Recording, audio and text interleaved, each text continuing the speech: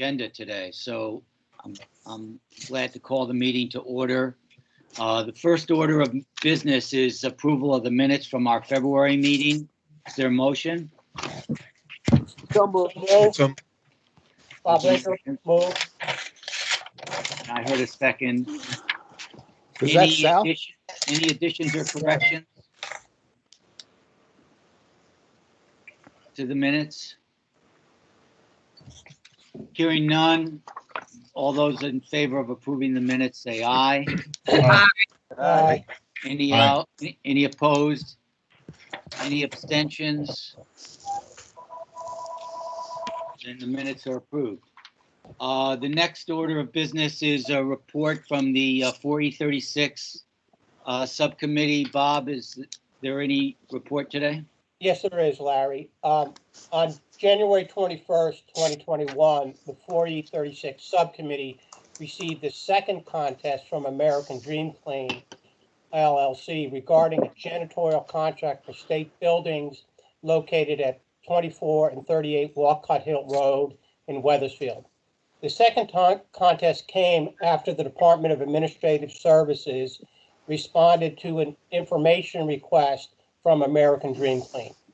In the first contest filed in December, you may have remembered that, in 2020, the subcommittee dismissed the contest without prejudice because of the pending information request and the statutory requirement that the subcommittee must issue a decision within 30 days. Upon the receipt of the contest, it was forwarded to DAS for a response. DAS responded to the contest in writing, and that response was forwarded to American Dream Clean. The subcommittee had additional questions for DAS, and DAS promptly responded to those questions. Those questions from the subcommittee and DAS's response were also forwarded to American Dream Clean. Prior to the subcommittee's meeting on February 17th, a draft decision was sent to American Dream Clean and DAS. At the meeting on February 17th, the subcommittee asked the parties in attendance if they had any comments on the decision. J.P. Hernandez, the CEO of American Dream Clean, did not respond to the opportunity to comment, and Carol Wilson, the Director of Procurement for DAS, stated they had no further comment on the decision. The subcommittee did not find the procedural elements of the solicitation or award process to have violated state statutes. The subcommittee did not find that the process resulted in an unauthorized or unwarranted or non-competitive selection process. Consequently, the subcommittee dismissed the contest of American Dream Clean. I want to thank the subcommittee members Stu Mahler, Bruce Buff, and Executive Director David Gay for the work and for reviewing the volume of materials and documents that were submitted in this contest, and more importantly, adhering to the strict timelines for issuing its decisions. That's my report, Larry. Happy to take any questions that people may have. Any questions from any board members? I want to thank the committee for their work. I know we have a number of people from the public here, and so, Bob, just for their sake and ours, when a bidder wants to contest a bid, what's the time requirement for submitting that complaint to us? Yes, they have 14 days from when they knew or should have known of the facts surrounding the complaint. So in this case, American Dream Clean knew in December that they had not been awarded the contract, so they filed the contest. They didn't, and they made certain claims that DAS had not provided the information to them. In one of our hearings, DAS indicated, which would have been beyond our 30-day limit, that they were going to respond to their information request. And so that consequently, we dismissed it without prejudice in the first case so that they could get the materials. They got the materials, and then they filed a second contest with us.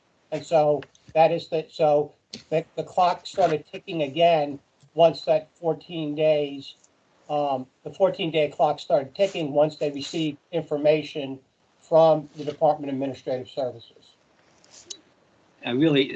This subcommittee really does A lot of work. very diligent, timely work. If we get a complaint 3 days before Christmas, it doesn't matter.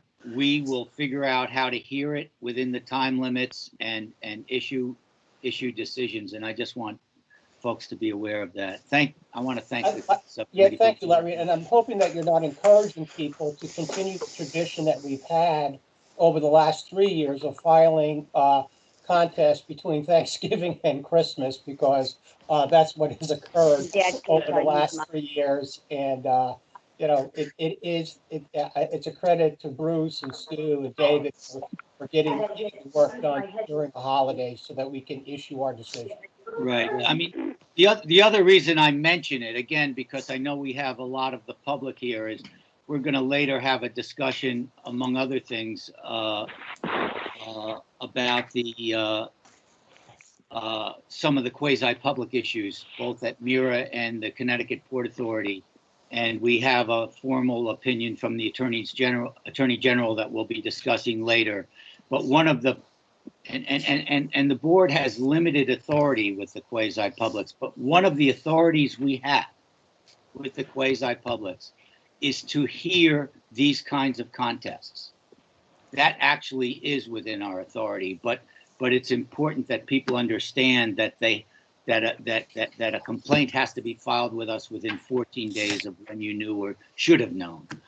In some cases, by the way, you may not have known for 6 months, but when you knew or should have known of an issue, that actually is under our authority, even with quasi-publics. So I just want to make that point because it's going to come up again later. Yeah, and Larry, if I may, and I won't comment Yeah. on it now, I'll either do it under the Attorney General's opinion or under the fine reports that were done by the subcommittee. I think that I think you're right. The 4036 is going to contest is going to clash with other authorities that we have under the statute, and I'm going to look to, with the chair's permission, look to address that when those reports come up, and what the conflicts will be. Terrific. Well, if no other issues before the committee, no other comments, I'm going to move to the next item on the agenda, which is the privatization contract committee report. And the privatization committee doesn't have any issues before it at this time and did not meet. So that's fast. Next, work group reports. Do we have, I know we have a report from the audit work group. Who's going to be doing that today? Do you want to do it, Bob, or do you want me? Yeah, well, I'm on a roll, and I haven't finished my coffee yet, so I'll continue. What we have today for you are 4 reports that have been done by the audit work group and need final approval by the board, and then we will transmit them to the agency. So the meeting today that was scheduled for 9 o'clock had been canceled. Tom was unable to make it, and we did not have enough work in front of us to actually meet. But I expect that we will be meeting, next month and taking that stuff up. So that's where we are, Larry.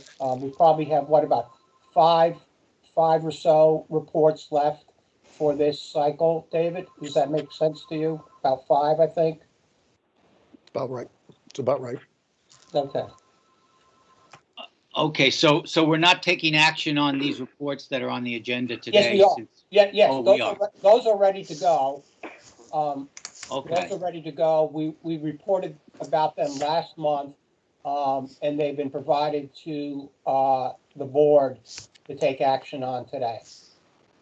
So Okay. if I may, I would just make a motion, and then get a second, we can do it, to accept the report of the Office of Health Strategy. is there a motion's I been second made it. and seconded? Any comments on it? It's a motion to accept the audit report? I'm sorry, was that, I second the motion. okay. Lauren Gauthier. Any discussion? All those in favor of, board members in favor, say aye. Aye. Any opposed? Okay, I would make a motion to accept the audit report of the Division of Criminal Justice. Seconded Gauthier. any discussion? All those in favor, this is on the Division of Criminal Justice, say aye. Aye. Aye. Any opposed? No. Abstentions? Bob Did I hear Winter- it? Bob Did I Winter, hear it? make a motion to accept the Workers' Compensation Commission audit. I second.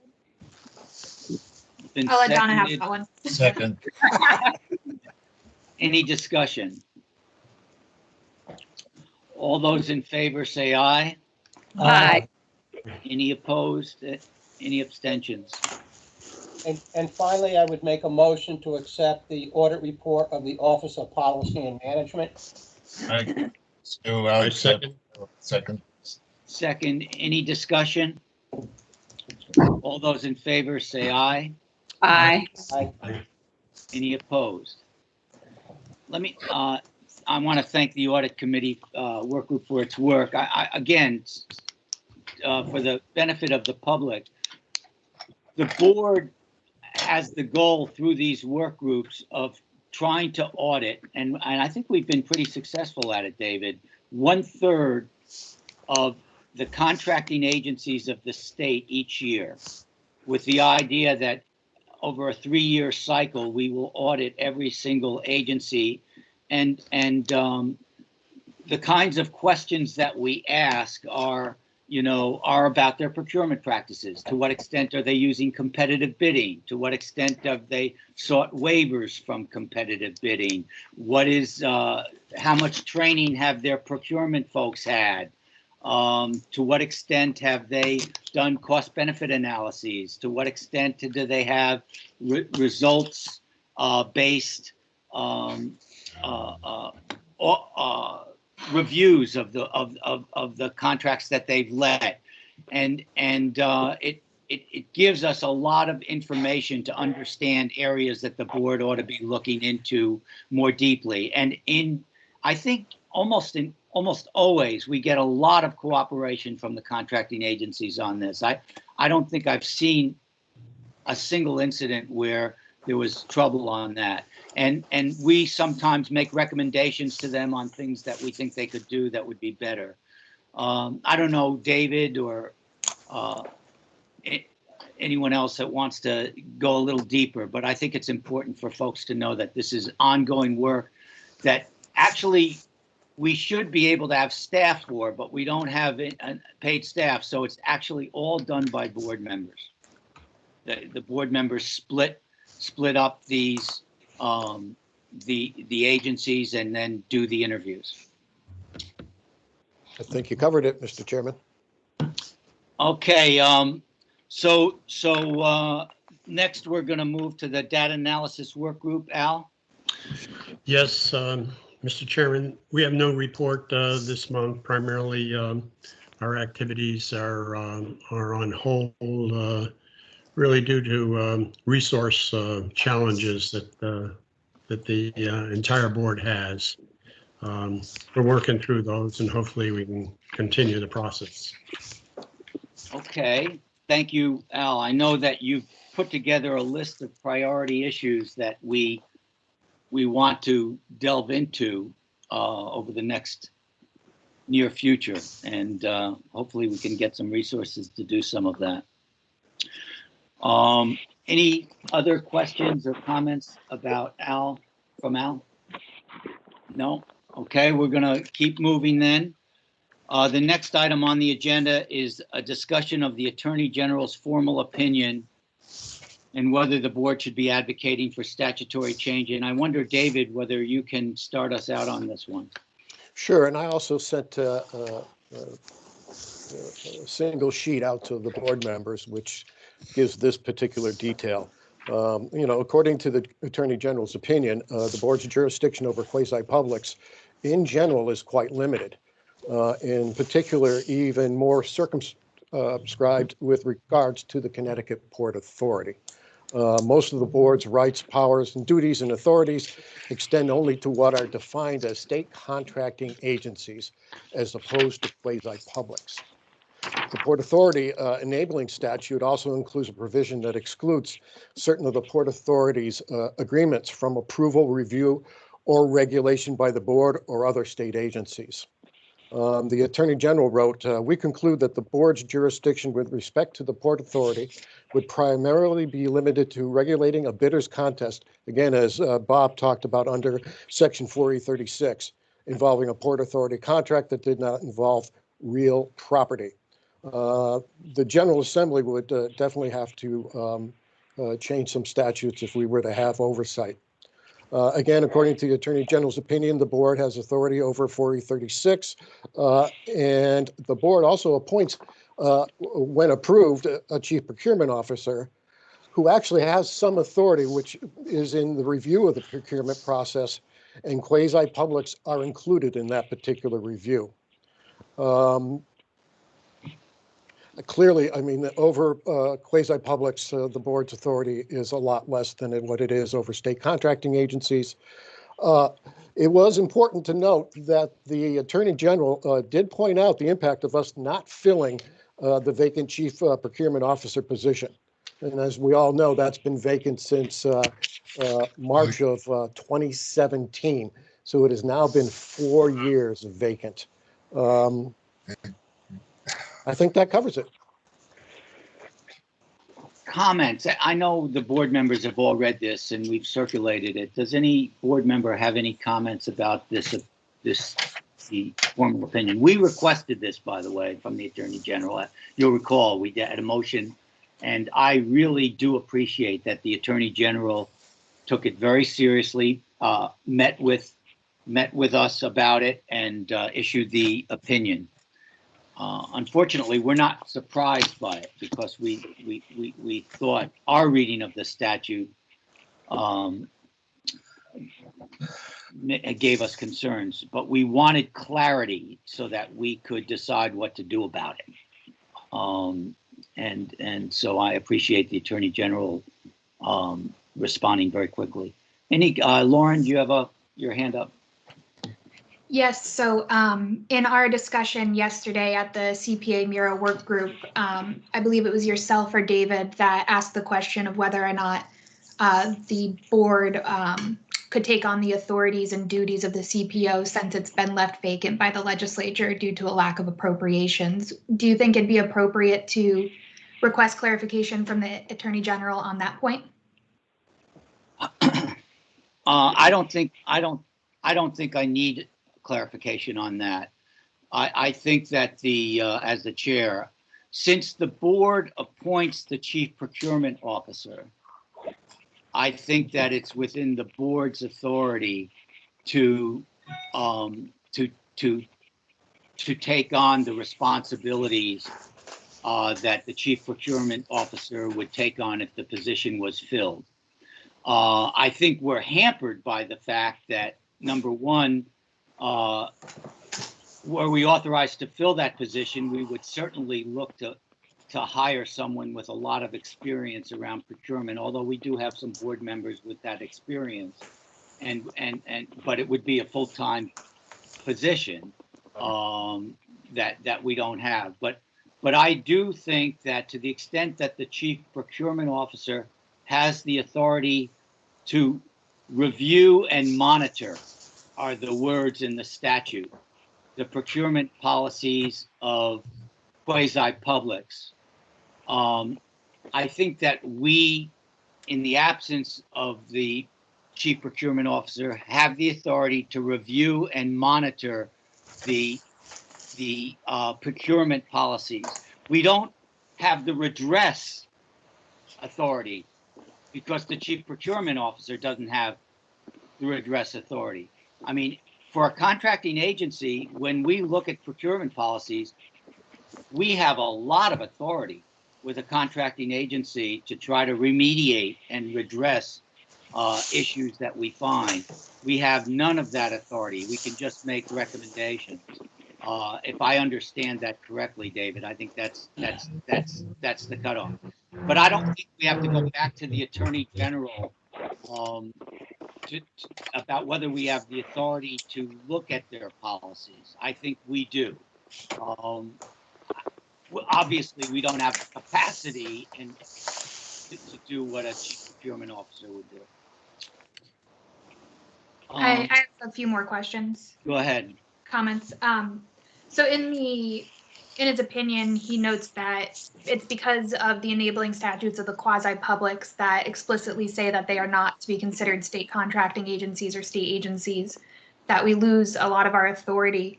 Jelena did a great job putting together that spreadsheet of statutes that do have that language and don't. My question is, would that mean that there are some quasis that we have that authority over? Okay, so it's complete blanket, all except the CRC. I believe every quasi-public has. Well, I believe all the enabling statutes that they have say that separate them out from being contracting agencies of the state. Now, I think that's right, David. Is that? Yes.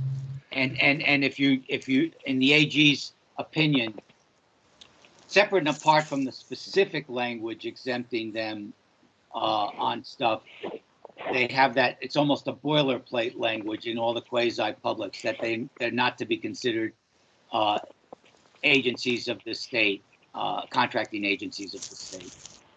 Right? Yeah, so maybe in one of our legislative remedies, it would be going back into the enabling statutes of the quasis to bring them under being a state agency or being a state contracting agency, so that a level of oversight that's been absent could be provided by the various different agencies. So the other question I had, actually, no, I think that's it. I think I'll put a pin in it now and let other people. I see Donna has her hand up, and Stu, I see you have yours up. Donna first.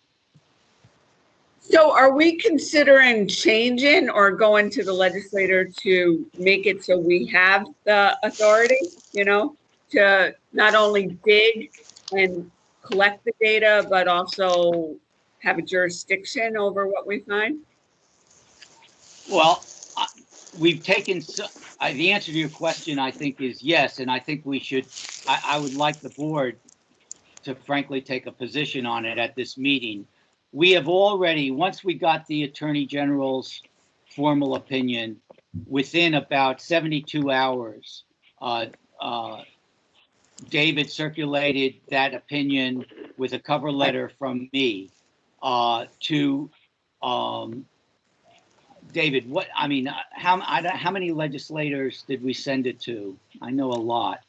Quite a number. We sent it to the legislative leadership of both parties. We sent it to the General Government A work group of appropriations, the appropriations chairs, the chairs of GAE, and then any of the authors or co-authors of any bills that have something to do with quasi-publics.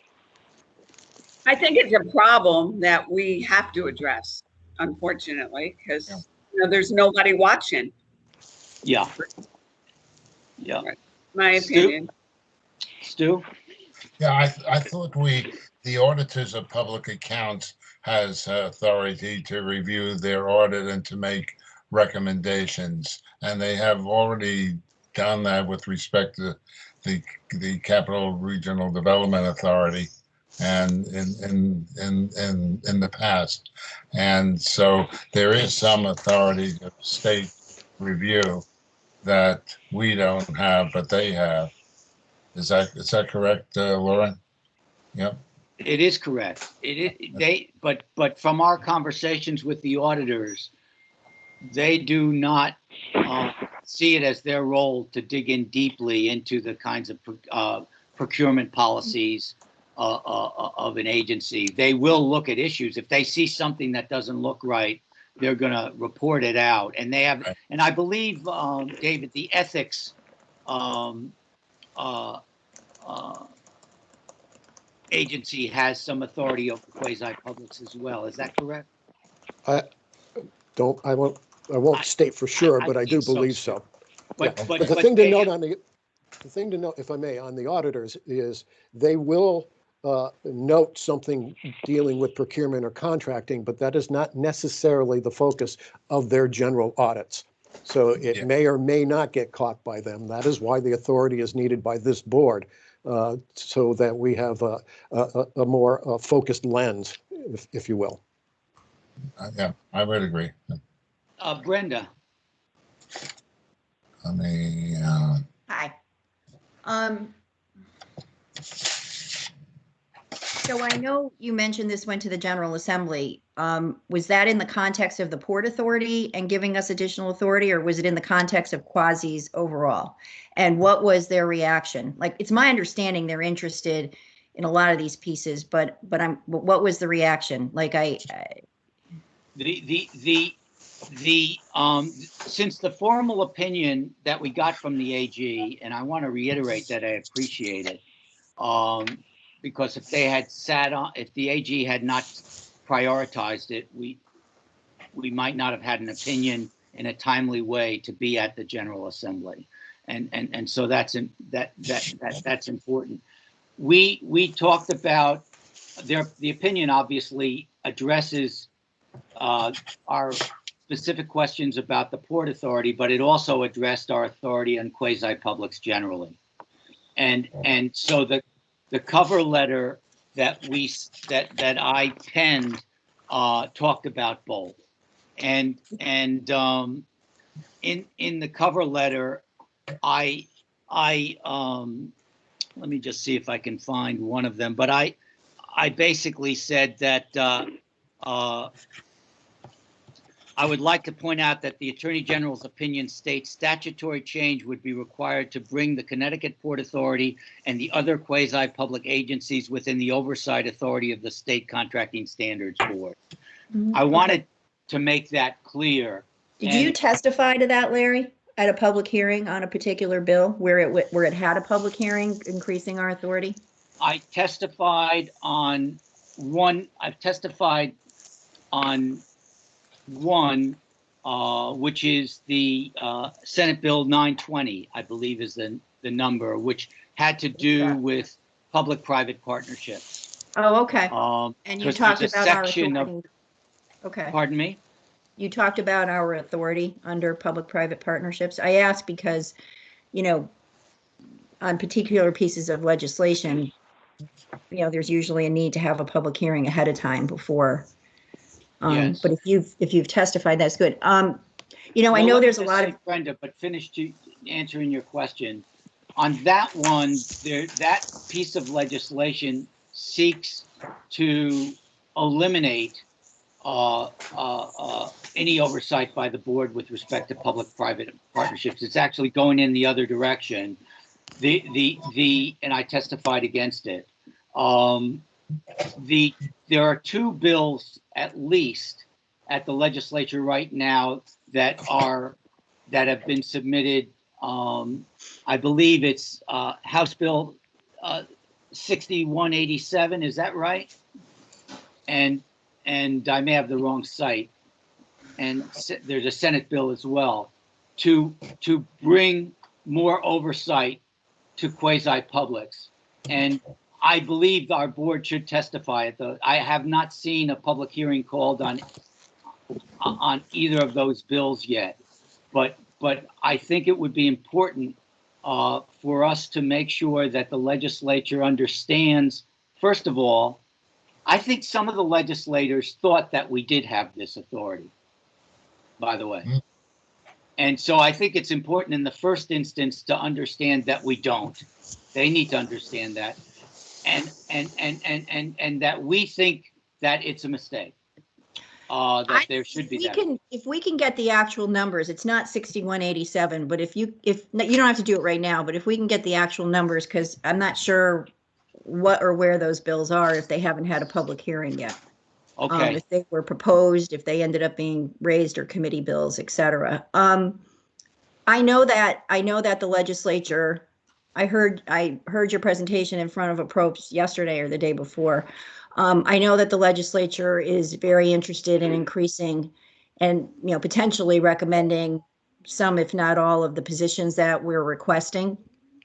I just want to talk about this, and I think you guys can answer it, but one of the things that was brought up at the appropriations thing is that, we've got a slew of requirements that are under our current statute on duties that we should be performing. And, most of all of you do that as well, step in and do it on a volunteer basis.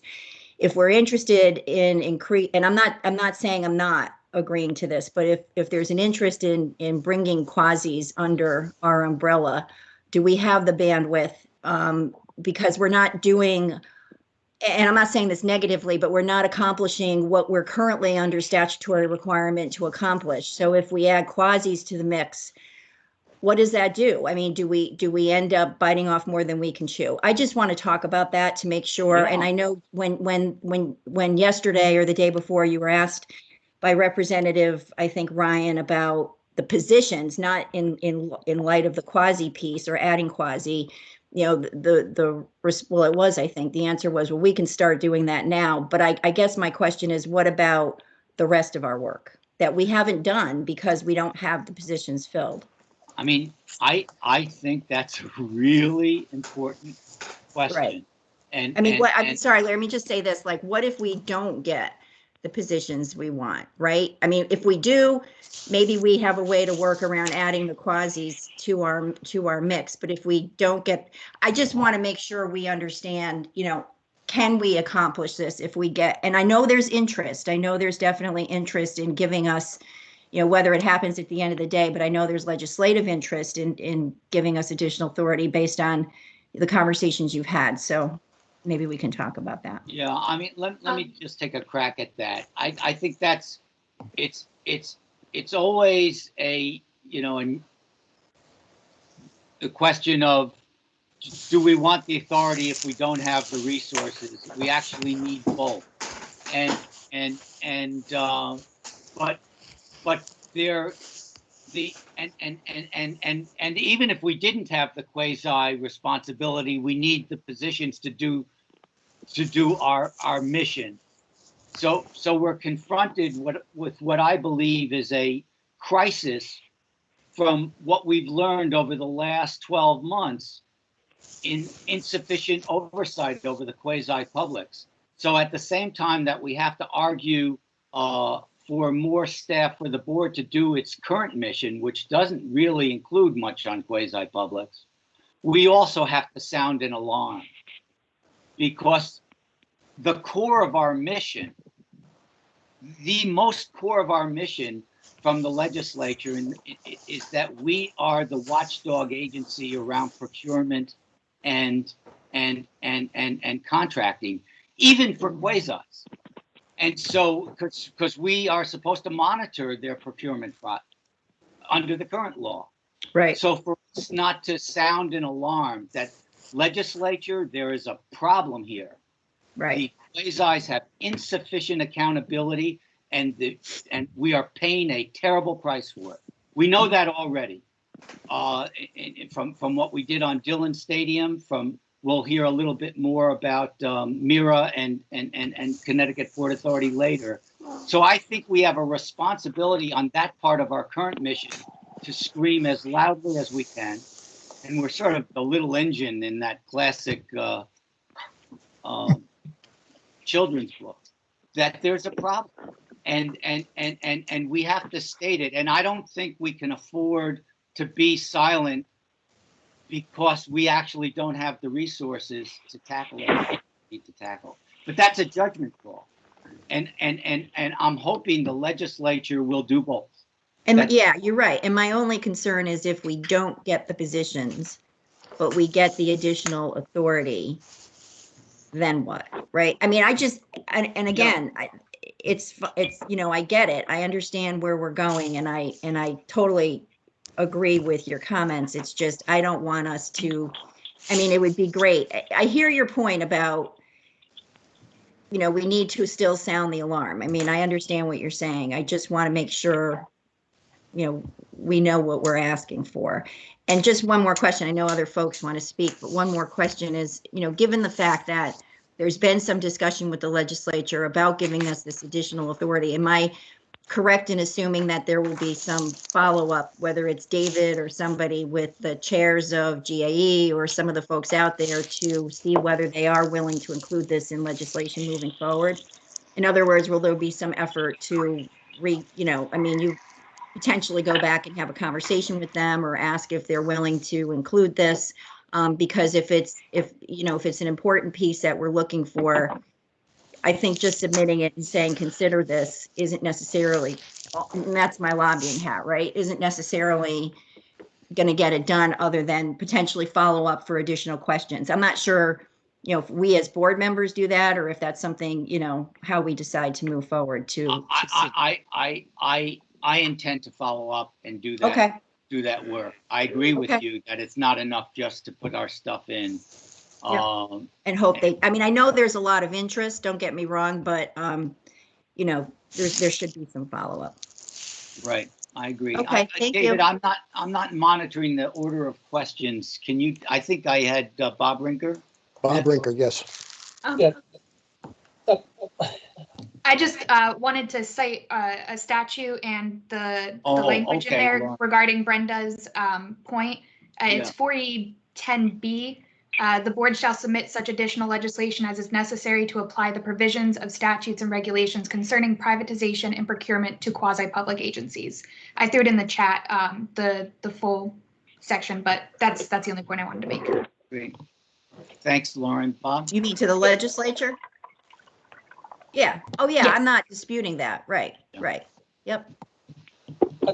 Thank you, Larry. My question, and I think it's an important thing that Lauren has raised, which is, can this board designate, an acting chief procurement officer for the purposes of looking at these quasi-public, and act on behalf of the board? And I don't see any reason why we couldn't do that, right? We could name either you, Larry, or we could name Bruce Buff or somebody in that capacity on the board.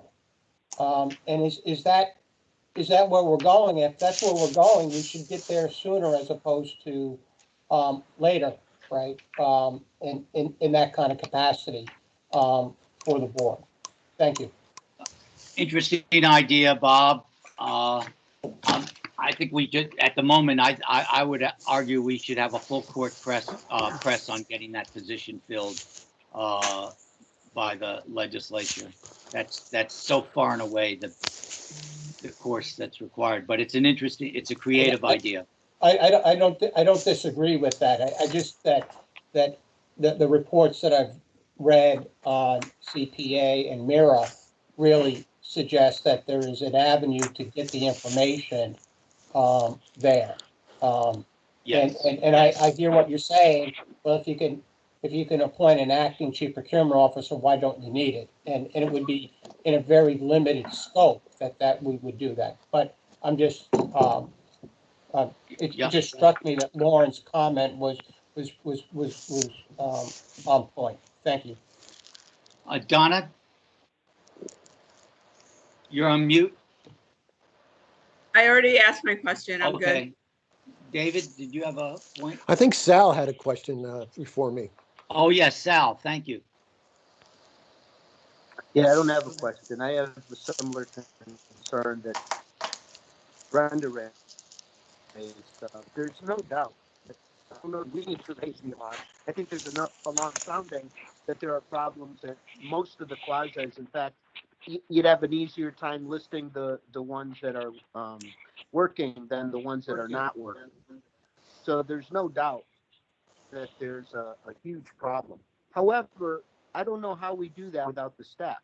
I think without the staff, we're just in a position to fail in our duties. There's an old Dilbert cartoon that the boss says, what does it cost to get it done?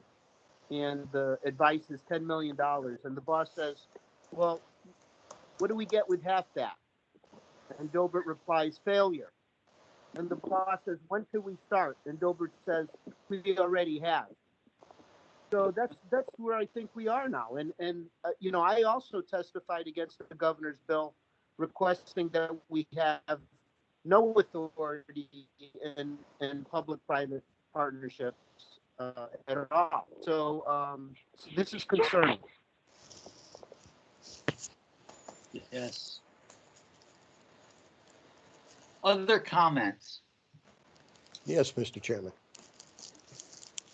So, David Gay, in response to Brenda, you know, if for chance the legislature assigns the authority without the staff, it really leaves us where we are right now, meaning we're not going to shirk our responsibility, but we're already doing it. We did a report as far as we could on Dillon Stadium and CRDA based upon 2 4E36 complaints that came in. We received the complaints on both the Connecticut Port Authority and the MIRA, and I just don't see us walking away from that. That's not who you guys are.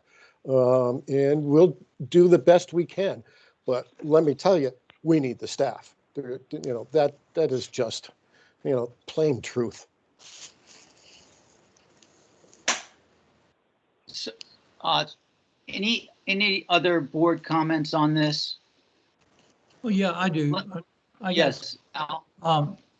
yeah, just as a interested observer, 4 years now, we've asked for the staffing in order to carry out the responsibilities which the legislature has assigned to this board. And I think we have to assume that that assignment is done in good faith, and the legislature is interested in honest procurement and effective procurement. And for 4 years, it's been denied by the executive branch. One can come to certain conclusions, but I'd like to believe that the executive branch is as interested as certainly the members of this commission are, this board, in honest and effective procurement. We have identified several cases now where there are questions to be asked. I am particularly struck by the fact that we asked for information from the Connecticut Port Authority and received 14 pages of redacted information. We can't read it. We can't even do the most preliminary analysis of an agency. And I think there's much more of all of this than just a coincidence. And I know our chairman has brought this up and has made this clear, certainly to the legislative body in our public hearings.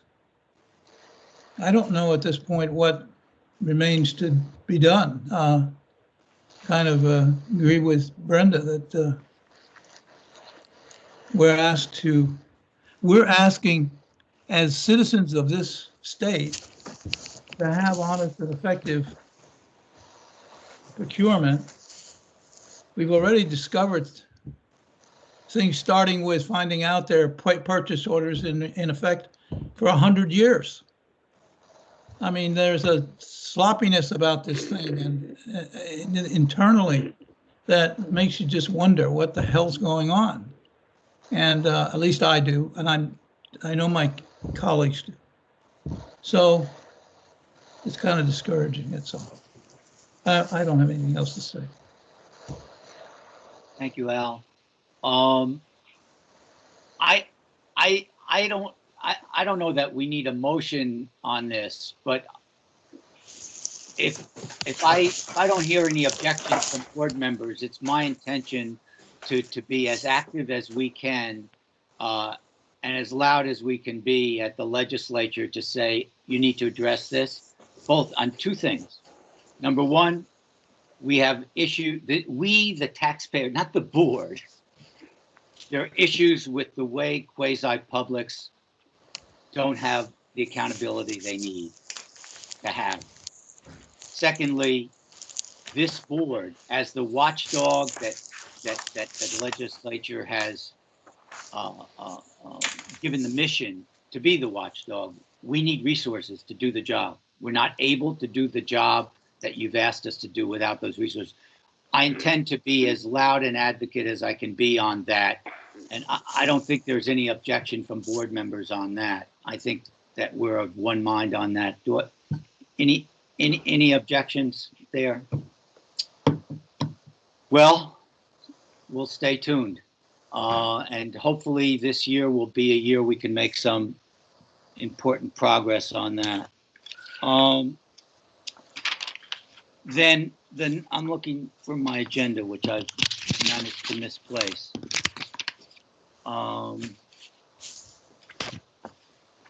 The next item on the agenda is the report from the CPA Mira Special Committee. David, you want to facilitate us on this? Well, actually, under your leadership, Mr. Chairman, this special committee was formed. And of course, as we explained at last month's meeting, we did split the tasks up of looking both at the CPA, the Connecticut Port Authority, and the Materials Innovation Recycling Authority. Bruce Buff was the one who's taken probably the deepest dive of the mirror. And I would suggest that we open up the floor to him to explain or discuss his report, which you've all received. Well, let's not call it a report. Because we worked very carefully to make sure that we were in our lane, as you like to say, Mr. Chairman. So these are draft preliminary observations. They're not findings. And they are based on the review we've conducted as of the issuance of the Attorney General's opinion on February 25th. That is very important to note. Bruce?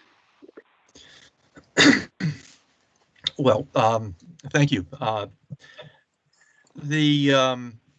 The report was distributed to the board earlier. I don't know if you want me to read the whole thing. I can talk about some highlights, I guess.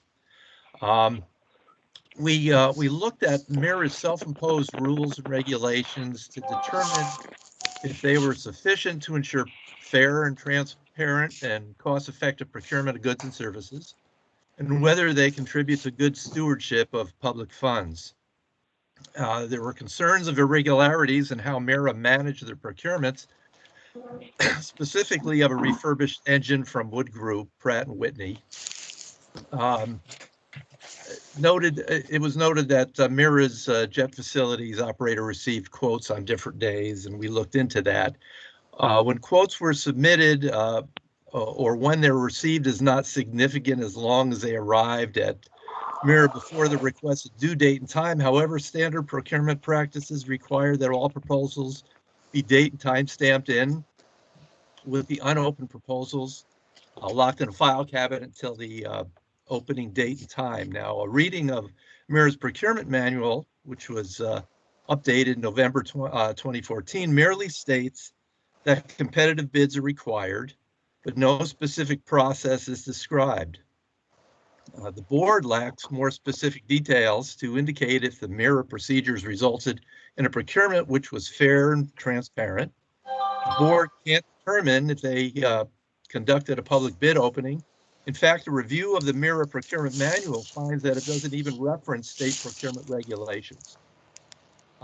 Looking at MIRA's process for handling exceptions to the competitive bid process, their procurement manual lists numerous exceptions, including those for special capabilities, sole source for over 3 years, approved suppliers by DAS, DOT. I'm not really certain of what that means. All to be approved by either the procurement or chairman of MIRA.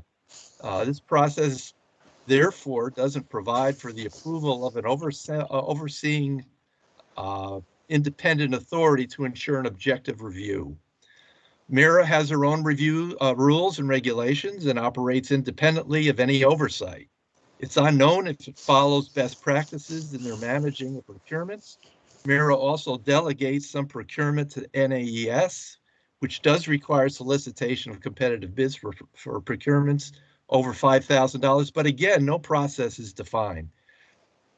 I found an interesting provision in the MIRA NAES agreement in that NAES shall nominate on-site responsible individuals authorized to sign and issue purchase orders for goods and services.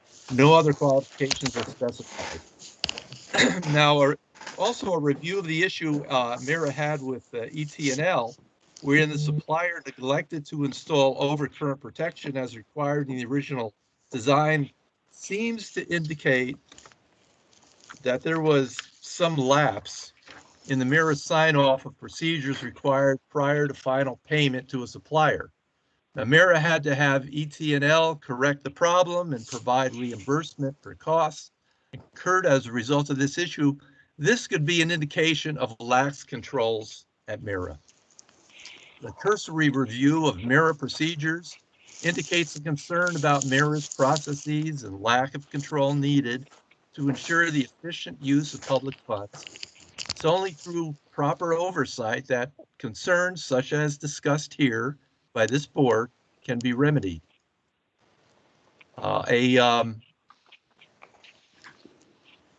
Allowing quasi-public agencies to continue to operate without oversight does a disservice to the people of the state of Connecticut. Thank you, Bruce. Any comments about this report from Bruce? Bob? Thank you, Larry.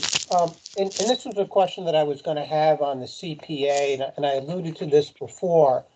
The Attorney General says that we have authority under 4E36. So let's, and I think Bruce spelled out, and we deal specifically with procedural elements of the solicitation award process. We deal with unauthorized or unwarranted or non-competitive selection process. That's what 4E36 is supposed to look at. And when I'm looking at MIRA, I think that Bruce is pointing out the idea that bids come in, we don't lock them up, we don't have a public opening on that. And so let's say somebody who kind of wanted to contest it, they were a losing bidder, they come to us, right? We make that finding on there, and there is no enforcement of that finding, because the enforcement would then be our recommendation back to the board under 4E34 to nullify that contract. Right.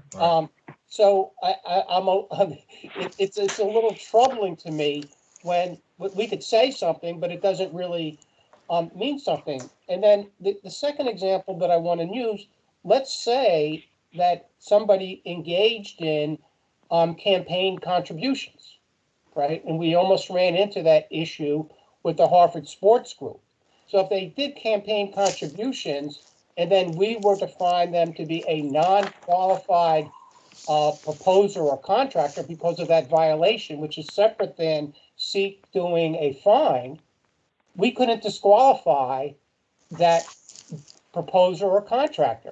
So while the Attorney General says, yeah, you 4E36 go at it, what is the effective remedy for what would be a blatant violation that committee would find? So I agree with Bruce. I mean, it really is, and I'll talk a little bit more about it under CPA, a lack of transparency and accountability, right? Even for people who are competing, right? We choose somebody, nobody cares, right? I mean, they have no venue in which to try to resolve that dispute. Thank you. Thank you, Bob. Larry, I just want to clarify something. We don't really know what procedures MIRA follows. We don't have access to that. A cursory review of their procurement manual does not contain these specific processes that I would expect to see. So again, I have no intimate knowledge that states that they didn't conduct bid openings, but I suspect based on a review that those processes are missing, and therefore I can't make a definitive judgment as to whether or not there's a problem. Thank you. Stu? Yeah, I'd like to compliment Bruce for doing, putting together an excellent report. I could not have done this. And of how this board operates is mind-boggling, and I had to read it over a few times. If this report, I'm not sure what we're doing with the report, but I certainly like Bob's comments regarding the ability for noting that somebody can use 4E36 to file I wouldn't call a complaint, but to request that the 4E36 take a look at this and have further discussions on it, and maybe submit our findings like we submitted with the soccer stadium, to the auditors, or to the whoever who would, maybe someone else to follow up. As far as the report itself, it always amazes me when I'm reading. I'd like to know what the acronyms stand for these, like NAES, and I think maybe if you put a footnote on there and to explain who they are, and also ET&L, that would be very, very helpful in following the report, Bruce. But again, it's an amazing job, and for what we pay you, this was an amazing piece of work. Thank you. Thank you, Stu. It's a good suggestion on the acronyms. Let me just say that I think that we wanted to write up what we had found, and stay in our lane, understanding the Attorney General's opinion. But I believe the way these reports hopefully can be useful is as additional evidence to the legislature of the need for them to make some changes.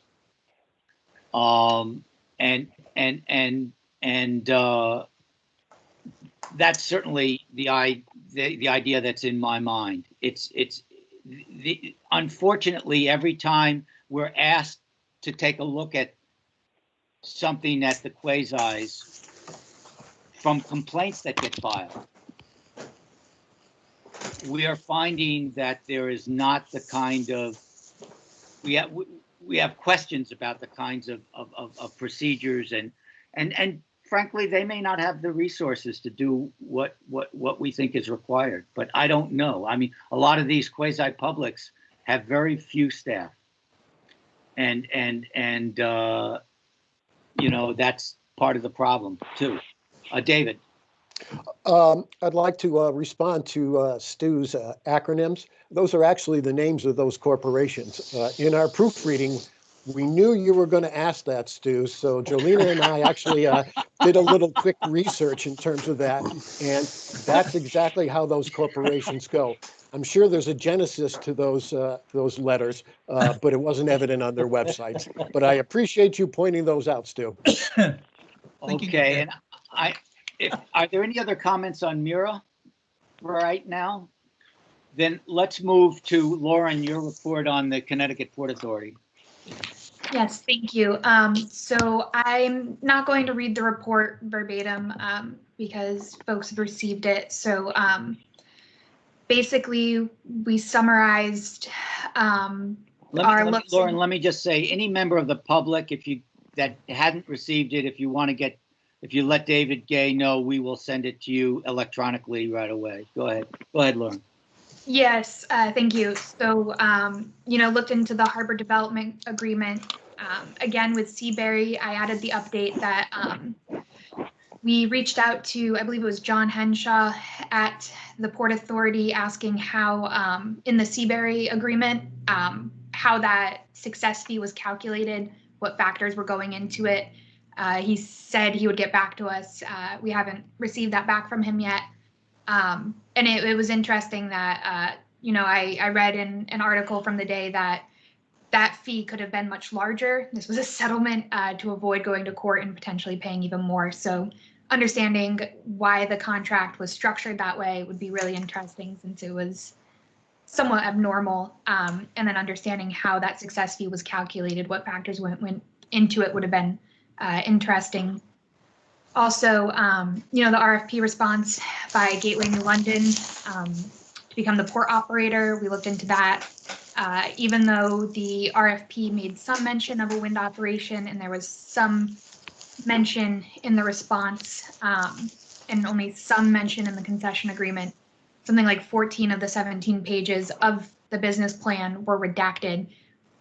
So I'm not sure if, you know, that had to do with the wind plan.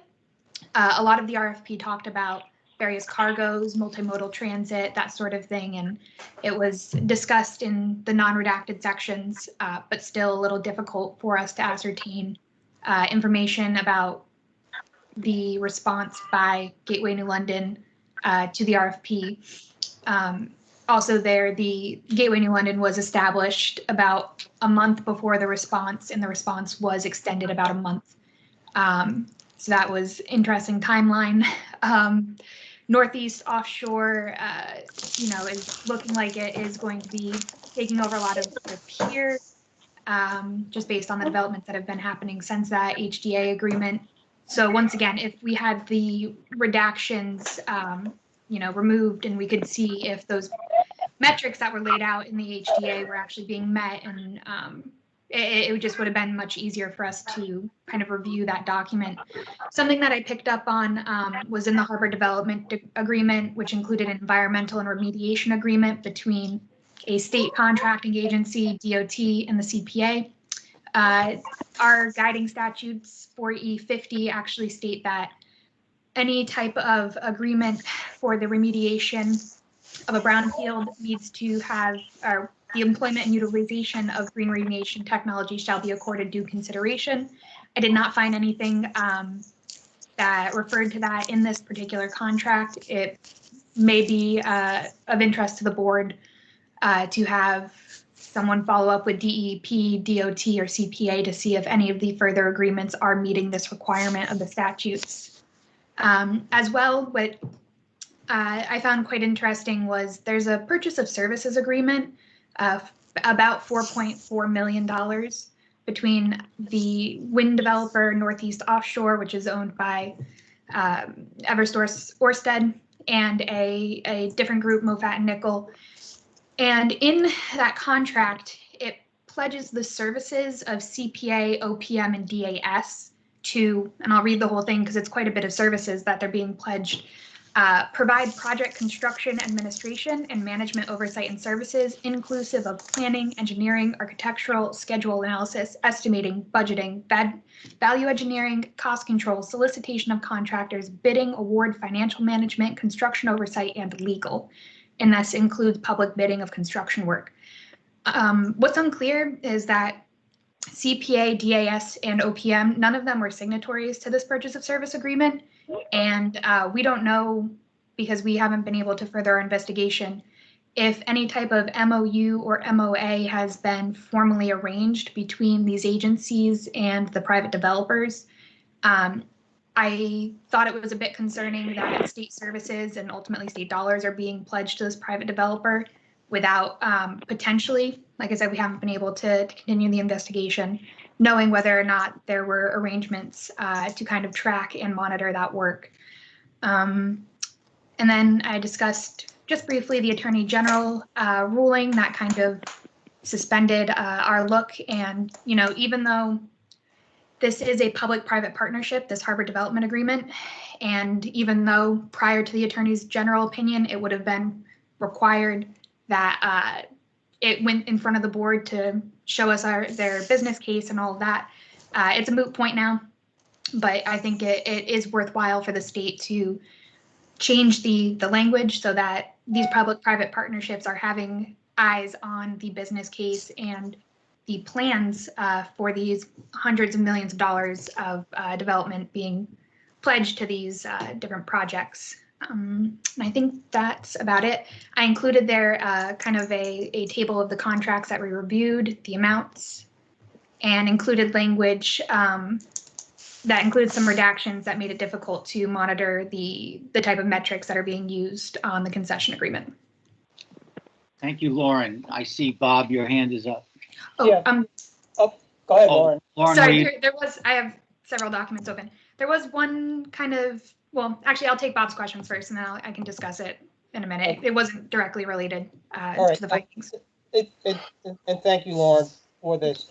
I want to congratulate the Capital Region Development Authority when we did the investigation there, in that we had a dialogue back and forth that occurred with them. Right. You know, we had recommendations.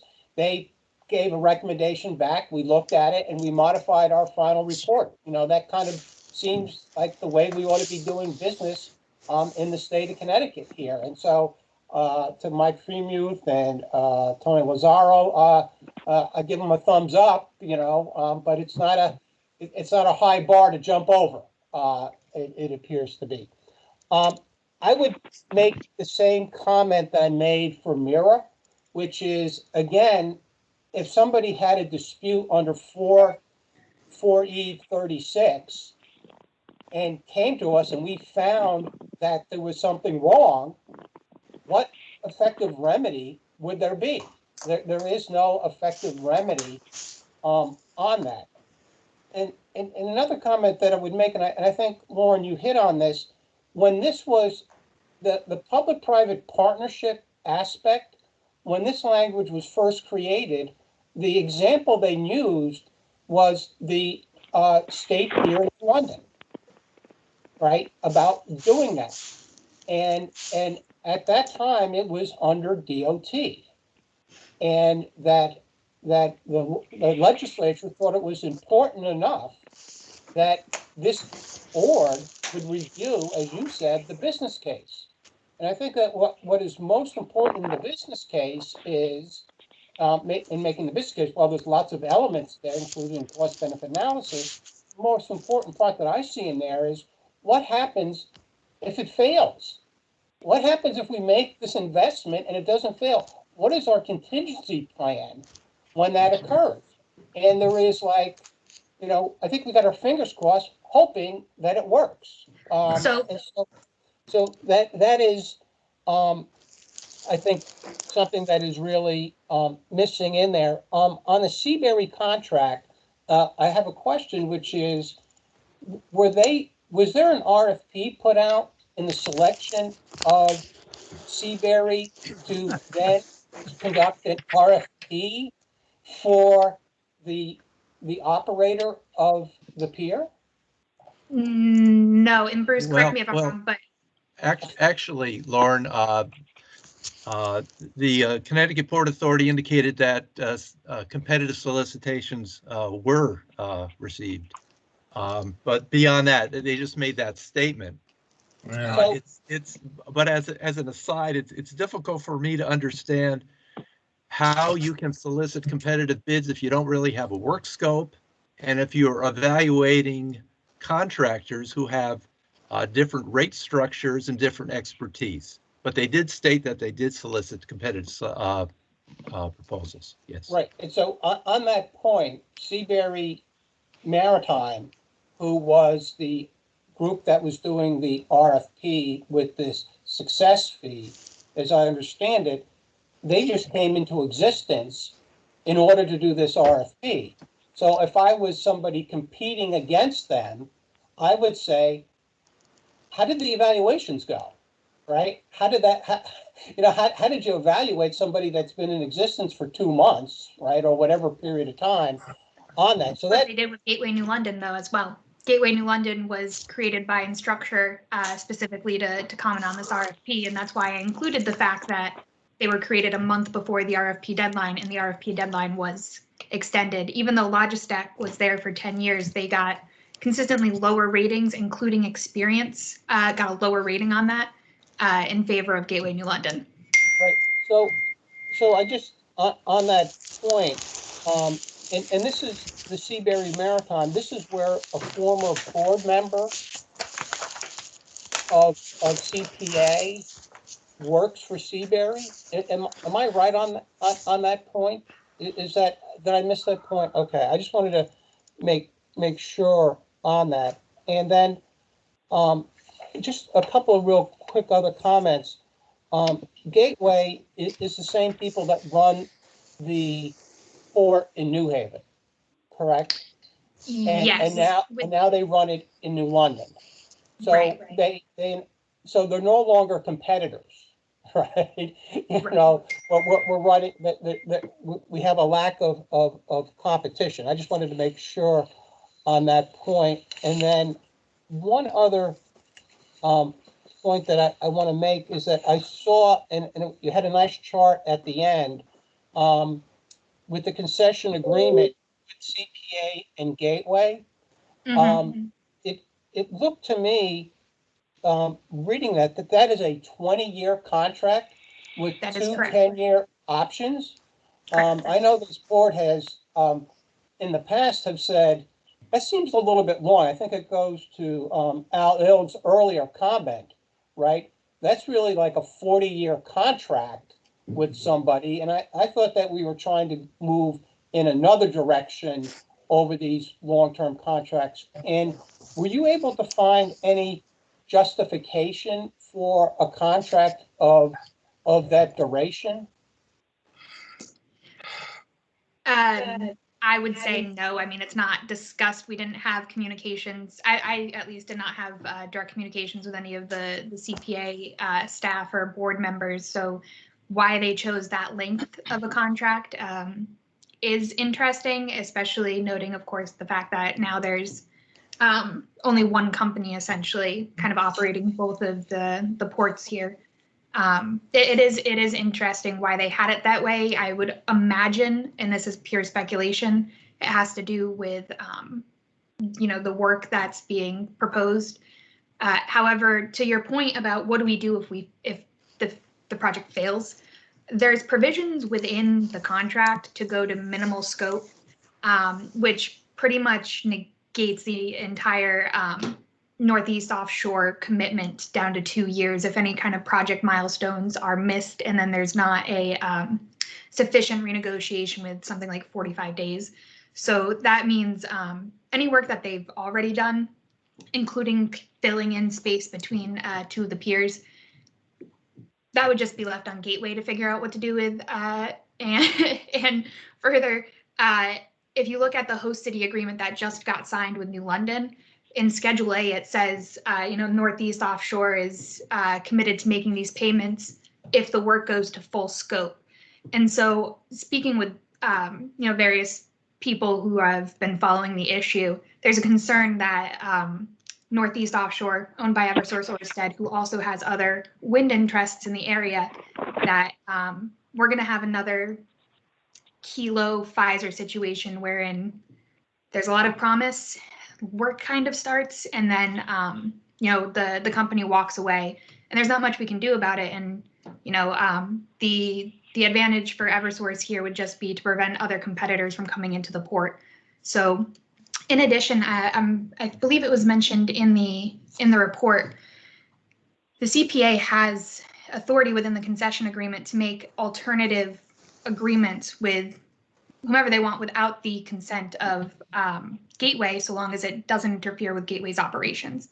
But it looks like Gateway came in knowing that there would be a wind development and that the majority or total use of the pier would be used for that, which runs counter to all of the RFP objectives centered around increasing and diversifying cargoes, protecting current users like the fishermen and the salt pile, and increasing multimodal transit operations.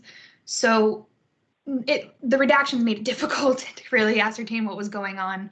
And the concession agreement didn't talk too much about wind operations, but the harbor development agreement is totally centered around that and, giving over the entire state pier to that project with, like you said, very little kind of answer to what would happen if Northeast Offshore decided to halt or pull back or decrease their operations there.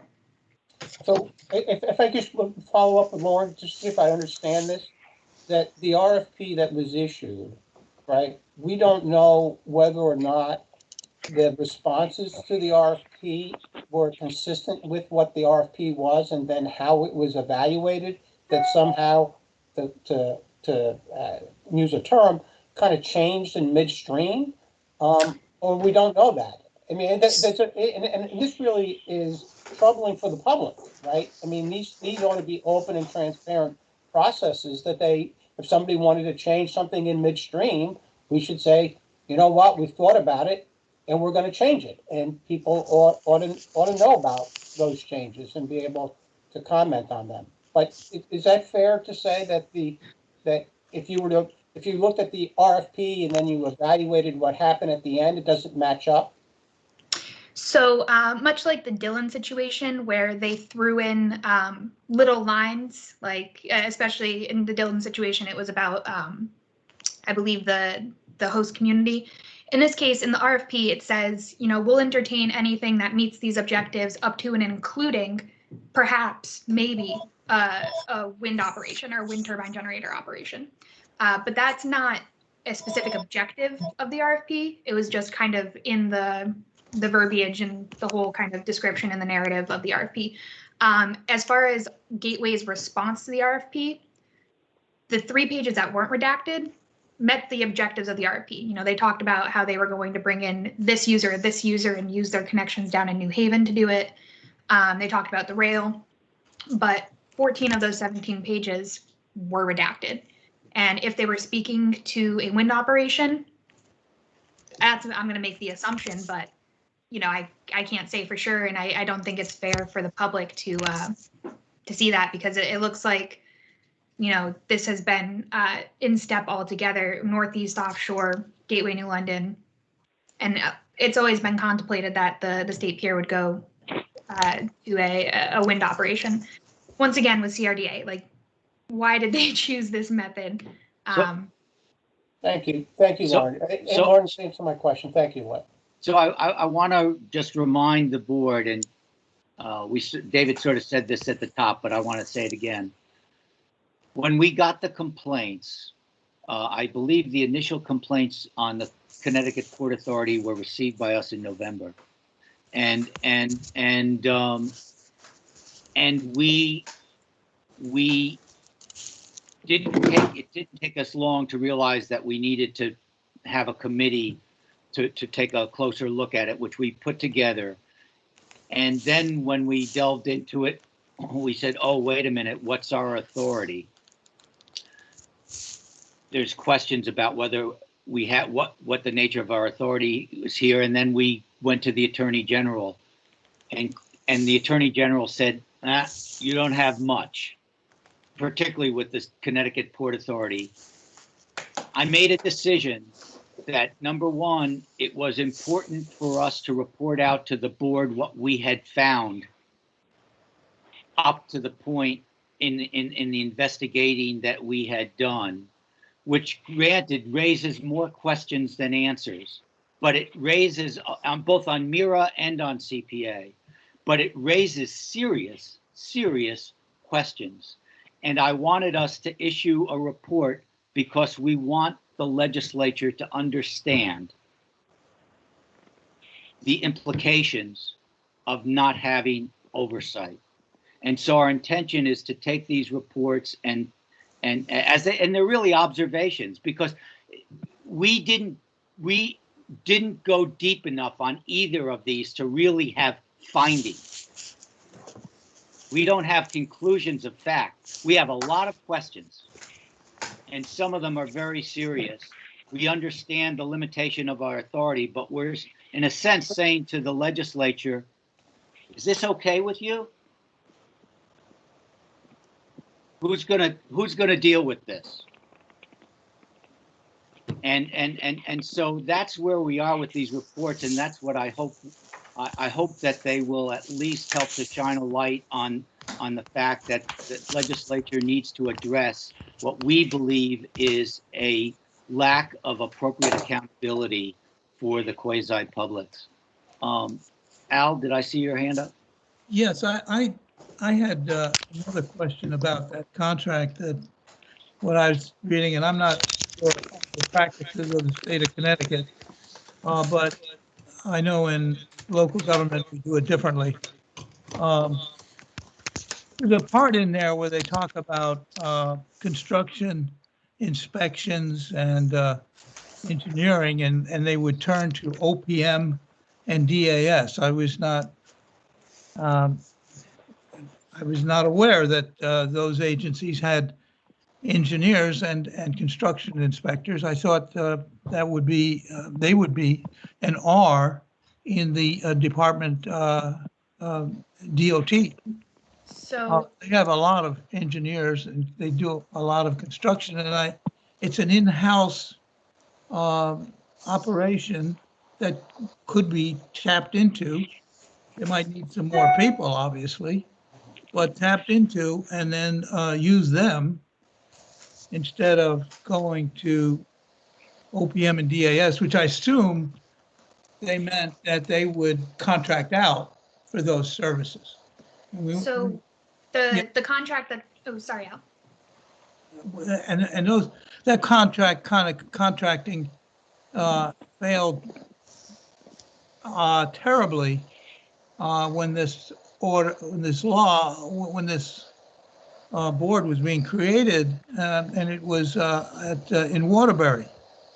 It was one agency that, one contractor, $55 million fixing up rerouting and everything on Route 84, but there was another $10 million given to McGuire from Providence to inspect, and it was a complete disaster as far as when the light poles fall in and all of the drains are filled with wood that was used in construction, you have a problem. So we said that we would always require that inspection was in the state of Connecticut was going to be done by in-house. That, Right. Yeah, and that was changed somewhere along the line. And here's a situation where that could work out very well. I don't understand why they operate so independent of the rest of the organization. That's really what I'm getting at. And I apparently this is how all of these agencies operate. And Larry, you raised the question about, somebody said they have few people on their boards. They may, but they have millions of dollars in bonding. Unbelievable. Oh, you A lot of taxpayer money. I mean, I've been there, and there's well, anyway, you can do a lot with it. Lauren, I know you wanted to respond, and Sal, I see your hand as well. Lauren first. Yes. Yeah, so no worries, Al. So that contract was for the purchase of services for engineering and design. And Mofat and Nickel is an engineering and consulting service for marine operators, ports, that sort of thing.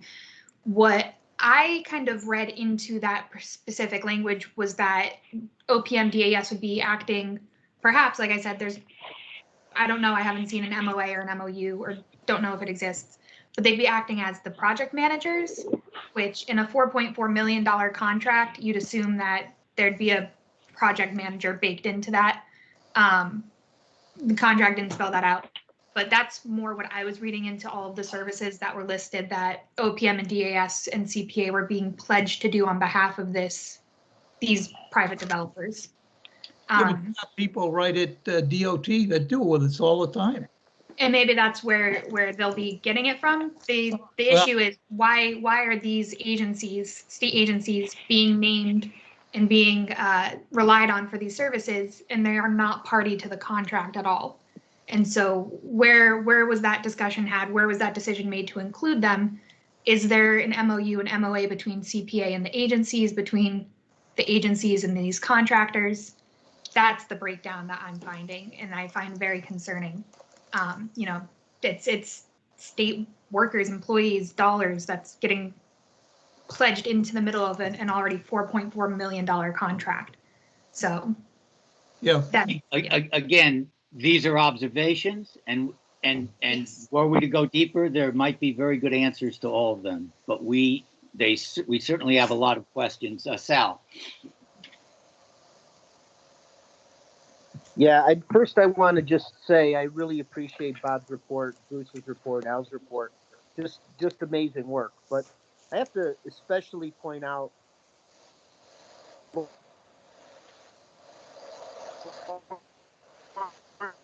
We're losing your audio, Sal.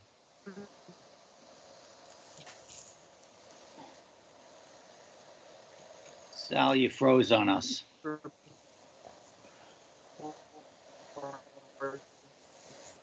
yeah. Sal, try turning off your video and seeing whether the audio comes in clearer if you do that. because I did. Can you hear me? Yes, it's better now. Go ahead.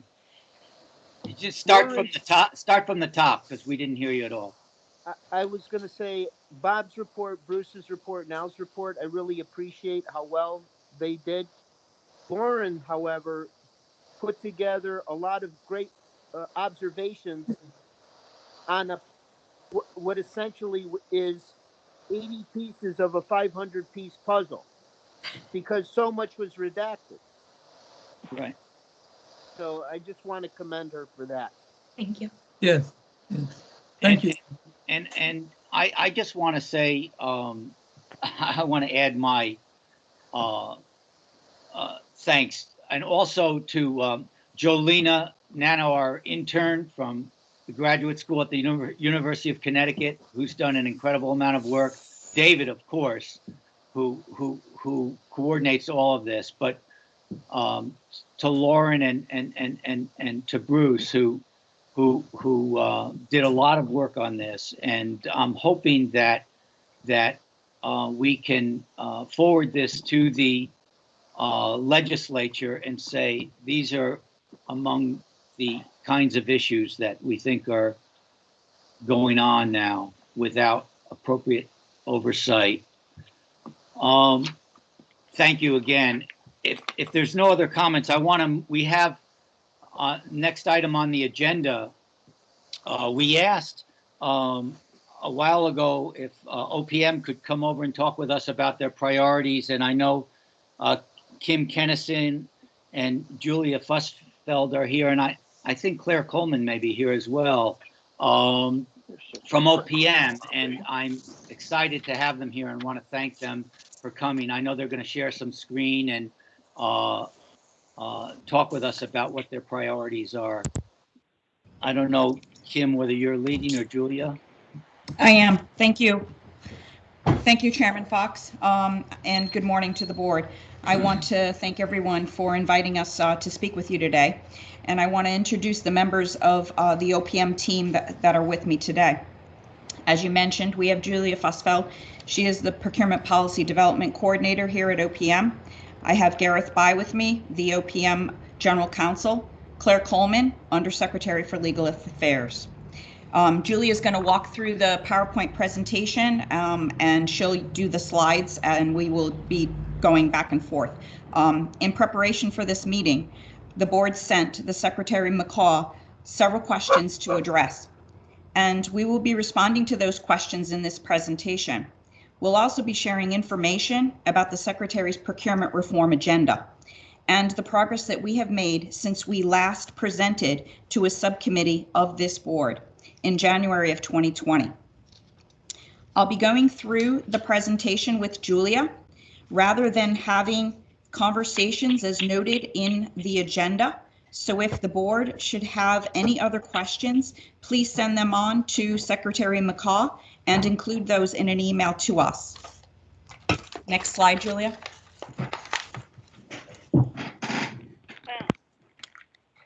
Thank you. First, we would like to thank members of this board for attending the OPM training that we held in February with DAS, and for Chairman Fox's kind words about that event. We would also like to thank board member Al Bertoline for his positive report on OPM's procurement audit that the board provided, they approved today. Next slide, please. Here are the 5 questions that were submitted to Secretary McCaw in January and from the board. And you'll see that we are planning to address 4 of these questions at various points during the presentation. However, we don't have anything to add to question number 4, as OPM is not looking into procurement policies for quasi-publics. Next slide.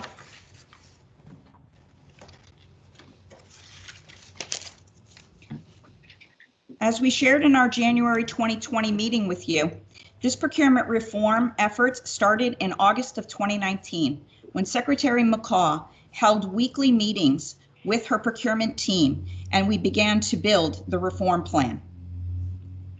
At that time, she then emailed all agencies heads regarding the heightened expectations of procurement, competitive procurement, and contracting based on outcomes. Over the past 18 months, the procurement reform team has spearheaded several initiatives to improve processes, policies, and procedures related to increasing competitive procurement for purchases service contracts, POSs, personal service agreements, PSAs. And this reform effort involves 4 phases, which were significantly disrupted starting in March of 2020 due to the pandemic. Next slide. This slide provides a high-level description of each of the phases, the 4 phases, which we'll elaborate on in more detail shortly. Phase 1 is focused on revamping OPM's reporting system to ensure more accurate tracking of procurement data. Phase 2 involves implementing efforts to increase procurement transparency. Phase 3 aims to support agencies in meeting procurement needs during the COVID-19 crisis. And Phase 4 focuses on working with agencies to bolster capacity of results-driven contracting and provide training to educate agencies on state procurement practices. Next slide.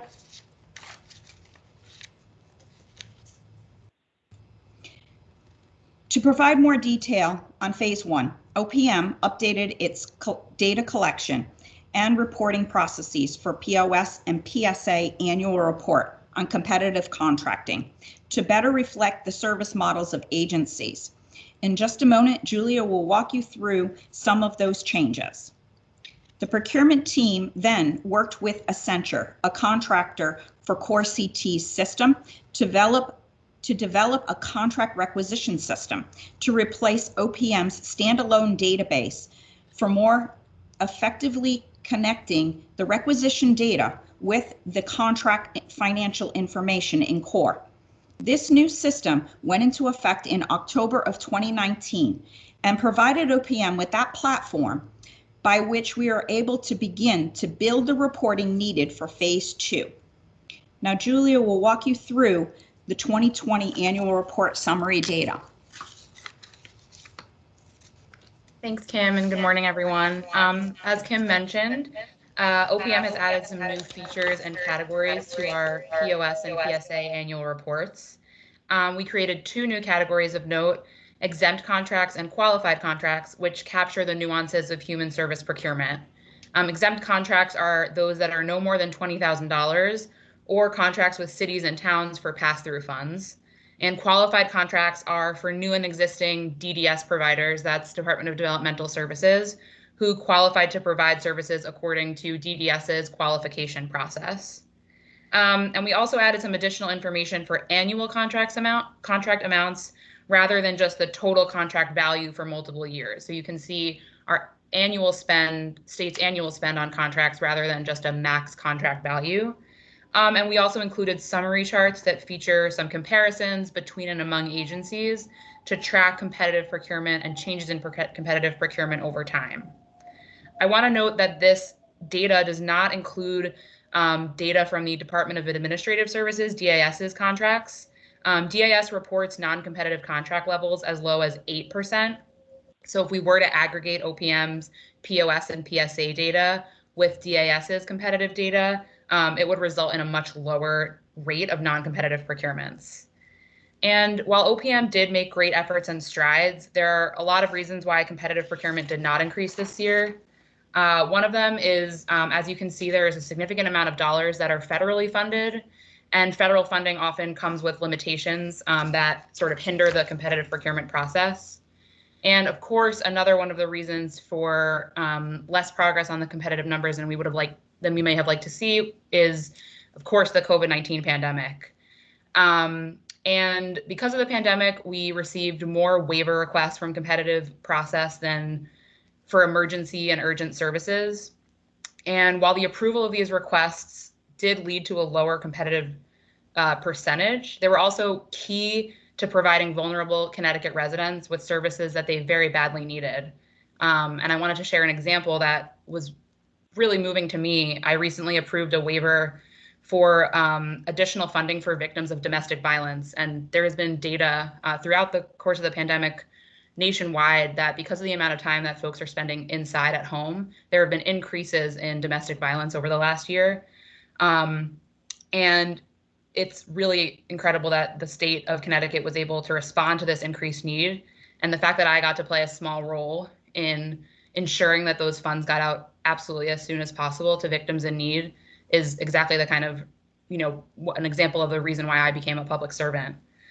And so, yes, we acknowledge that these types of emergency service procurements may have resulted in a lower competitive number, but we recognize that in many cases, these waivers were crucial to getting Connecticut residents and the most vulnerable Connecticut residents the services that they need.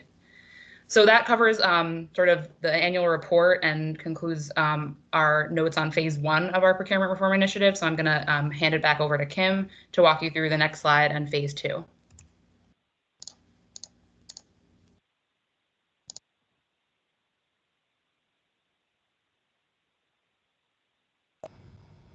Thank you, Julie.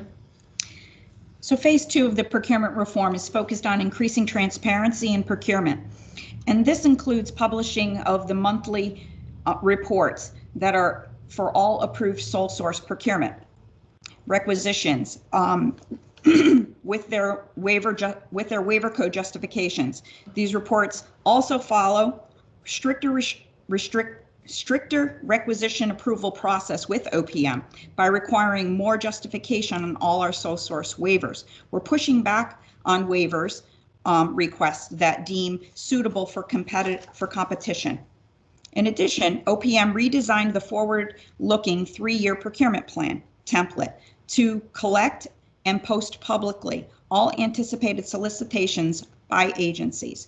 OPM has published revised public-facing plans that reflect the pandemic procurement landscape that can be found on the Office of Finance website.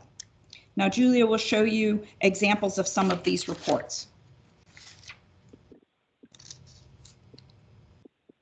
Thanks, Kim. So here's an example of an excerpt from one of our monthly waiver reports. You can see at the top we list the available waiver code justifications that agencies have to choose from. There are several. For example, waiver code A is that the cost of the state of a competitive solicitation process would outweigh the benefits of such process. B is if a supplier is mandated by federal law or grant or state statute or public act. And D, for example, which is for evidence-based, proprietary, special, clinical, or Medicare services or unique or specialized skills. And you can read the others on our reports or here on this slide. And for each waiver approved, we also share the requesting agency, the contract type, so POS or PSA, the date of approval of the waiver, the supplier, a brief description of the services, the dollar amount of the contract, and of course, as we just mentioned, the waiver justification code. So these are posted monthly on our website. And here is an example of a procurement plan. And as you can see, we created a streamlined template, and that was in order to improve efficiency and consistency across agencies. And I believe you're aware, but these plans represent agency expectations based on a point in time. So when they were submitted, they were accurate and to the best expectations of the agency, but they are subject to change. But regardless of whether they change, these plans are still great because they allow agencies to find more opportunities for competitive bidding, and they also provide information to the vendor community, which will hopefully result in the solicitation of more and higher quality bids from a larger, broad array of potential providers. And now back to Kim. Thank you, Julia. Now I'll talk a little bit about phase 3 of our procurement reform, which is focused on supporting state agencies during the COVID-19 pandemic. This phase was revised from our original plan as we were not able to predict a pandemic, but certainly wish that we could have. In this time of crisis, OPM worked very closely with state agencies to provide more flexibility by partnering with the Department of Social Services and the Department of Administrative Services to draft Executive Order 7GG to suspend the competitive procurement requirements to help agencies quickly adapt to the supply chain constraints and to ensure the continuation of care for those most vulnerable populations in the state. And now Julia will walk you through our phase 4. Great. So as Kim mentioned earlier in the presentation, phase 4 is focused on bolstering capacity for competitive and results-driven contracting in the state. And we've supported this effort in a number of ways, including the creation of a new results-driven RFP template for human service contracting. And that template's already been used by several of our human service sister agencies, and we're continuing to work with them to expand the use of this template. We're also working with DAS in their rollout of the new state contracting portal, CT Source, specifically helping human service agencies get on board with the use of the new state contracting portal. And I've also been able to provide, since I started basically, both planned and ad hoc trainings to agencies based on their needs. And I'm lucky to have the support of colleagues from the Harvard Kennedy School Government Performance Lab.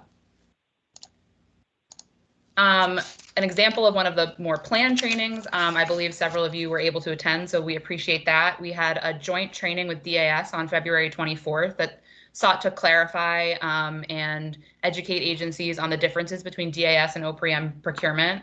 We were really pleased with the turnout. As you can see, we had over 350 attendees.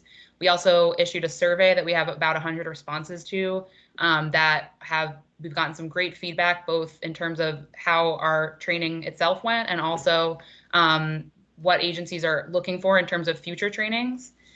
And with that in mind, this is a draft procurement training schedule for 2021. It's definitely ambitious to be completed in the calendar year, but we're really excited about the response we got to our first training.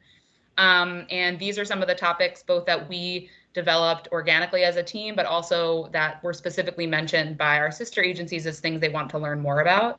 And as you can see from the facilitator column, we're trying really hard to engage other partners like OPM Budget and DAS to help in these training efforts and provide the support that agencies need.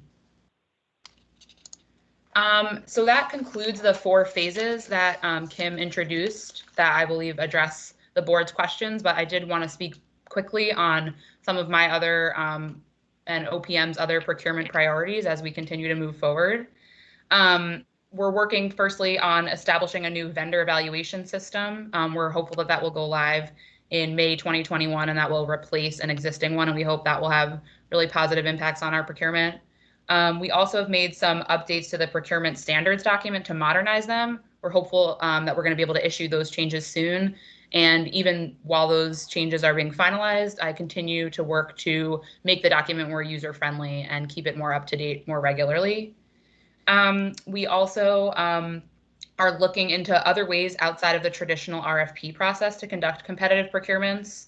And we're partnering with DAS on some cross-agency procurement cost-saving opportunities. So just thinking holistically about how to improve the procurement process, both for the agencies themselves and also for our state funds. Finally, in addition, we're updating guidance for the completion of cost effectiveness evaluations, and we're working over the coming months to implement these new recommendations and train agencies on them. And finally, just in general, I've been reviewing procurement processes and procedures for POS and PSA contracts at individual agencies, and I'm hoping to help them find opportunities to make those processes more efficient and less time sensitive. So that concludes our presentation, and we want to thank you again for having us. And as Kim mentioned, if there are any questions, it can be directed to Secretary McCaw's office and responded that way. Well, thank you so much for coming. And I know I believe we have this presentation. Is that correct, Julia and Kim? Yes, I sent it to the Larry. director this morning. Okay, and your preference would be not to take questions from board members now, or is that okay about the presentation? Yes, that's our preference. Okay. As these questions were posed to the secretary. Yes. And we are representing her today. I gotcha. Al, did you have a comment you wanted to make? Well, I had a question and a comment. I attended that training session you had, and I thought it was excellent and very good, and look forward to your program going forward. Also, if I can, one of the things that came out of that training session, which was of extreme interest to me, is the fact that you're using the STARS analytical system in your data, and it just piqued my interest, primarily because we've been trying to understand that system, its capabilities, and use it in furthering our objectives, and we haven't had much success. So what I'd like to do is just suggest that perhaps the board can partner with OPM in a couple of ways. One, to perhaps if you would share with us what data analysis studies you have done, and we'd like to see, that would be very important to us in our work and planning our work, but also so that we could see your recommendations and perhaps gain information from that.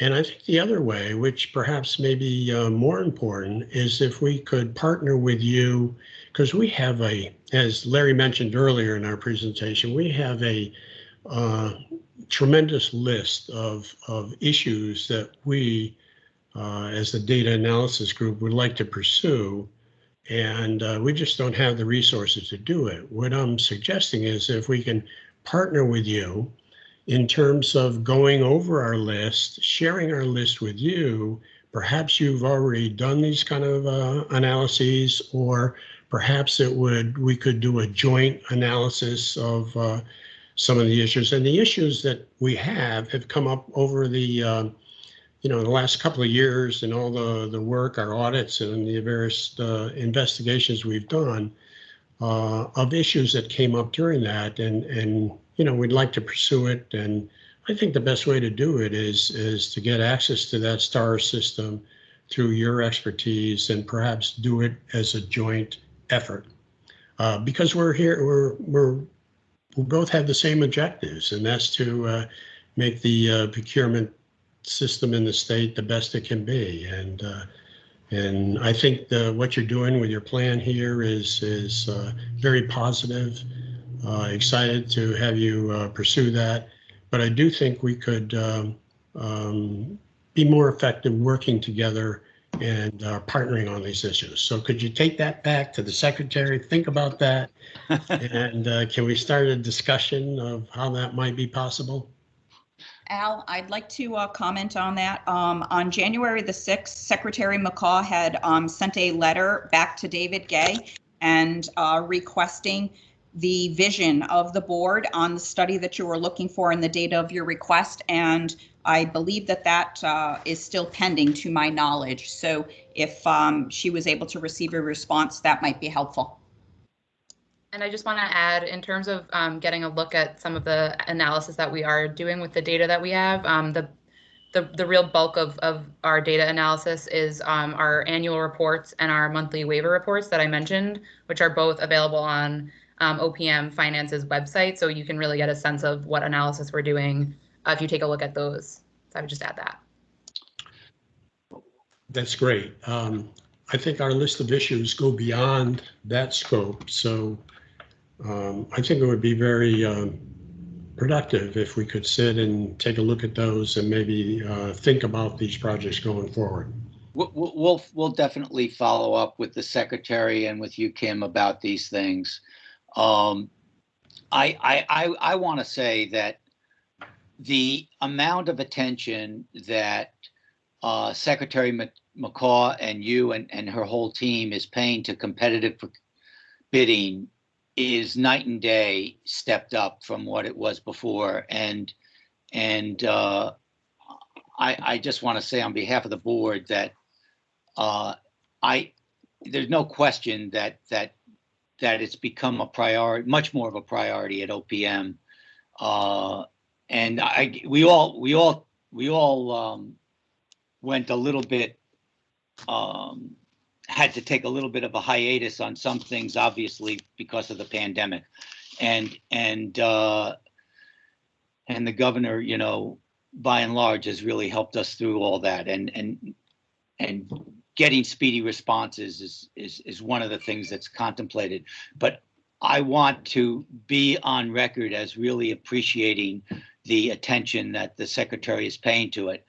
I think what we will follow up with a bunch of the issues that we have and see whether we can form some kind of priority with this, with OPM and to some extent with DAS to pursue it. But I appreciate both, all of you, actually, it's not just the two of you coming over today, and we'll get back to you.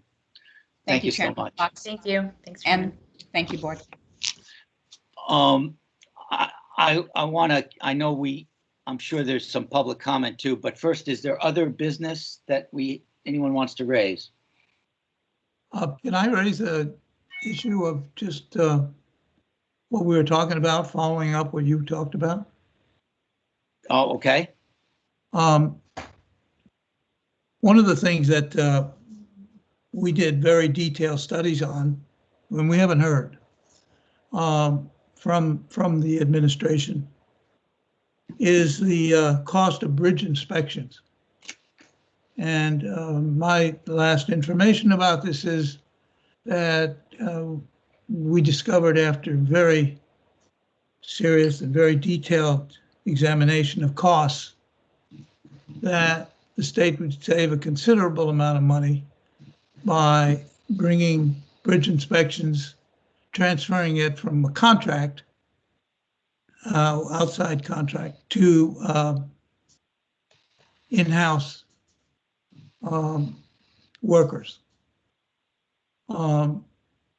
And the result was that the administration, I think, said that they agreed with us and that they would set about hiring 5 bridge inspectors that trained in we would do that in-house because we'd save a lot of money.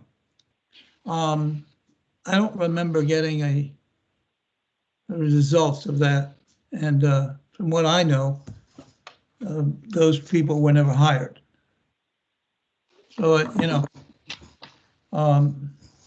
just maybe you could check up on that. Fair point. We should find out from DOT what the status of their efforts to bring that back in-house has been. Thanks, Al.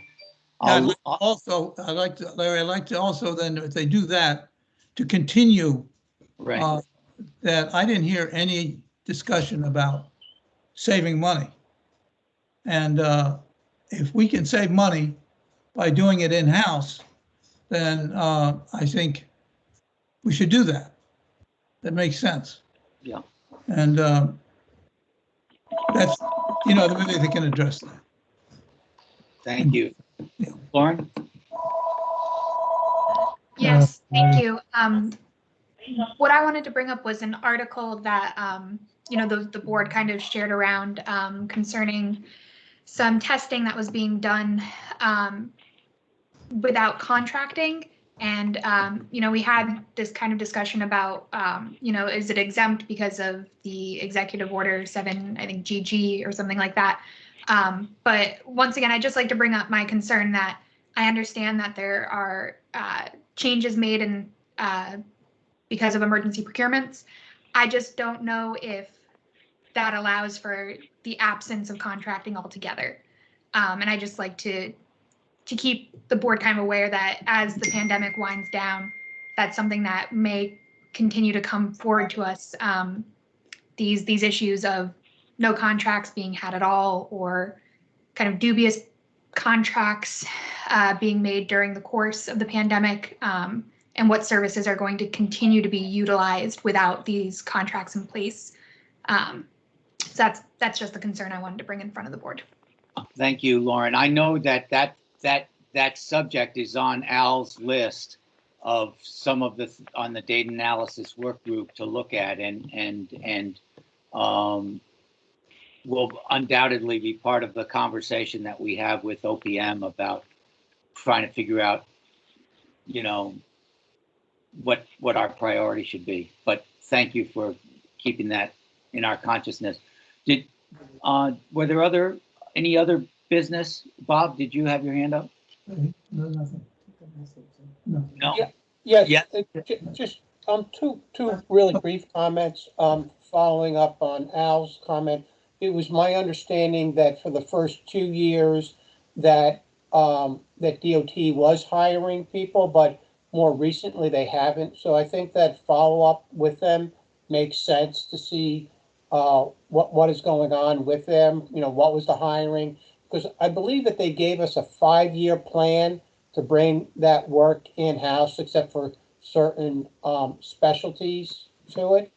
And then to Lauren's comment, it's been reported in the paper. Again, it's these, one is the Department of Public Health, the other one is these quasi-publics, about these contracts for this quasi-public on the quasi-agency on parental leave and medical leave that is doing, and they hired a media contract. And I believe at one point when we were doing the PETA contract that was in the Connecticut technical high school system, we were told, and there were somewhere like 42 media contracts that were available on the DAS master list.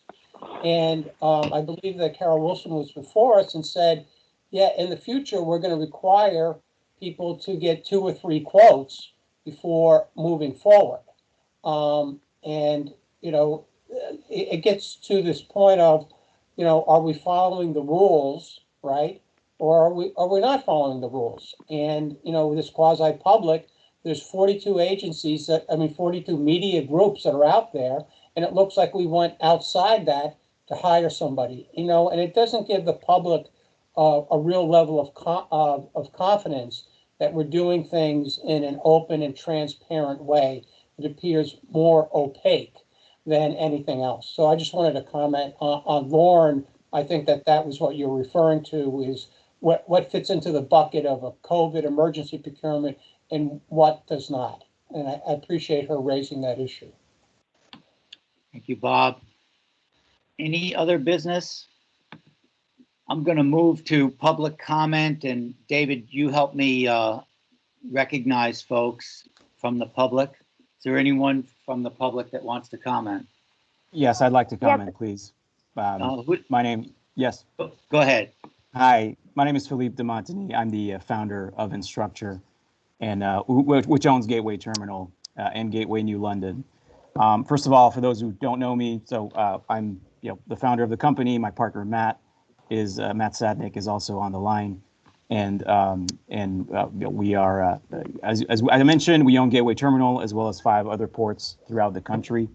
Both of us are hardworking entrepreneurs who, like every entrepreneur, have spent countless hours over the last 6 years building our business, including the New London project, which will bring much needed investment and economic vitality to the state, and frankly, a new industry, which doesn't come up often in our industry in general. Two things we'd like to address. First of all, the comment from Mrs. Gauthier regarding the date.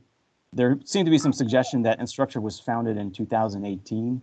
That is not the case. Enstructure was founded in 2015, way before we owned Gateway Terminal and long before the RFP process was even on the radar. So I'd like to mention that Enstructure was founded in 2015. I know, I founded the company. I'd like to turn it over to Matt, who can speak to some of the other comments that were made regarding the RFP itself. Yeah, absolutely. And again, appreciate you guys taking the time. And just, yeah, Lauren, I think some of the confusion is probably around the Gateway New London entity that you're focused on. And that was formed absolutely once we were selected. You're correct. That was formed as part of we're the concessionaire through Gateway, and it's really a legal entity. So you're absolutely right on that front. To Philippe's point, Enstructure founded in December 2015. Obviously, the partnership we had with Gateway, which started in 2018, doesn't sort of take away from the fact that Gateway's been in operation since 1985. So yeah, I think you made a comment around history and experience. We would be lying to you if Phillipe and I said that we have the experience back to 1985, but the partners that we brought in, Gateway, have been in New Haven, built that business from nothing into what it is today. The other thing that I think is important to note, and it's a little bit of confusion. Okay, go ahead. I'll stay out here with him. Our role, Yeah. sorry, I don't know what the backdrop is there, but Providence is 57 miles north of New London. New Haven is 48 miles, further west. And so when you think about competition, and we deal with it because we have ports in other parts of the country, it's not just the state of Connecticut, it also extends up to Providence. Logistech, which is a Canadian company, Gateway is a Connecticut company, which I know there's a lot of confusion that New Haven is cannibalizing New London. They moved to Providence, and they're competing with New London to the extent New London has opportunities to take on conventional cargo. They'll be a competitor. The last point is, and we're not perfect. Maybe we're wrong, okay? But what we do know is the opportunity that presented itself to take what was a port that really needed an investment, right, from both private investment, and obviously the state is involved too on the public side, to change the infrastructure, which was a challenging infrastructure, and historically the port was not handling a lot of volume. I know there's definitely was volume and people have been displaced, and we're sympathetic to all of those things. But the truth of the matter is, New London needed an investment. Our vision was partnering, with the offshore wind industry to bring that investment, to bring a big contract into the pier, and ultimately to kind of give a runway where offshore wind, we are confident, we've done work in offshore wind industry. It's coming in a big way, and it's gonna create a huge opportunity for the state. Whether people have embraced it or not, everybody has an opinion. We respect those opinions, but that is a fact. We're still committed to bringing conventional cargo into New London as best we can around the offshore wind activity. And candidly, we're in the process of trying to figure out another location in Eastern Connecticut to bring conventional cargo to Eastern Connecticut. Okay, that stuff I know is sort of, cuts against the counter argument, which is, hey, New Haven was trying to come in to shut New London down so they could take all the cargo. That's not what we're doing. And in fact, we're investing our hard-earned dollars into trying to build an alternative for conventional cargo. So with all due respect, Lauren, some of the facts that we stated, we just hope that if you want information from us, if you want to see articles of incorporation, we're an open book. We've nothing to hide. But I really struggle with some of the false narrative and misinformation that then goes on the record to become fact. And we just want to clarify that. And so I'll stop talking there, but appreciate you guys taking the time. Thank you. Hang on, Lauren, please. Thank you, both of you for coming on. I'd like to just hear from the public if we can at this point, because it's been a long time. Are there other members of the public that want to comment? Yes, I'd like to make a comment. My name's Yes. Michelle Farrely. I'm the wife of Steve Farrely of Driven, and I actually find it appalling that Gateway can say that they feel bad for the companies that they've displaced. First of all, my husband has worked just as hard as they have, and he's an entrepreneur, and he has created many jobs for the state. He didn't move in from another state to take over a port that they brought. Yes, Gateway was there for years, but they didn't start it from the bottom. They came in and they brought it. So to tell me that they feel bad is ridiculous, and actually it's an insult. Second of all, it's easy for them to say they're here and they're going to make the port better, because you know what's going to happen? I'm waiting to see. This is going to be a 2-year port, and then they're going to do whatever they want. How they ever got 20 to 40 years lease is telling you how our legislative works.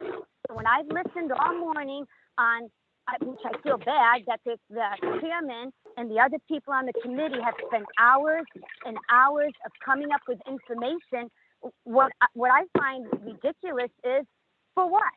You come up with information that means nothing. You know, what is the point of having a murder trial if you come up with everything and you don't have a jury and the person walks free? That's how I feel. So the whole system in Connecticut is ridiculous. And believe me, I will spend the next 4 years going, if I have to go house to house to tell people how our legislative and who they voted for and who they're really for. They're for the people that have more money, by the way they write the laws. Believe me, not one legislator has stepped up with how this whole system has been running. And that is why you're being looked into. Because you know what? I can hear it with every member on the committee. They're not ignorant. You can tell by every single thing that is said, this is totally wrong, unethical, and actually it disgusts me. And you know what? If my grandkids didn't live in Connecticut, I'd leave in a minute. So unfortunately, I'm stuck here for now. But you know what? I wanted to just make it on note that I feel bad for the committee, because I could have told you when you were reaching out for the Attorney General, what was his idea? Nothing. So you know what? Why doesn't he do something now? If it's not your right to do something and you guys have no authority, I don't see him jumping in, because it's the whole system. We've been dealing this for 2 years and we know how it runs.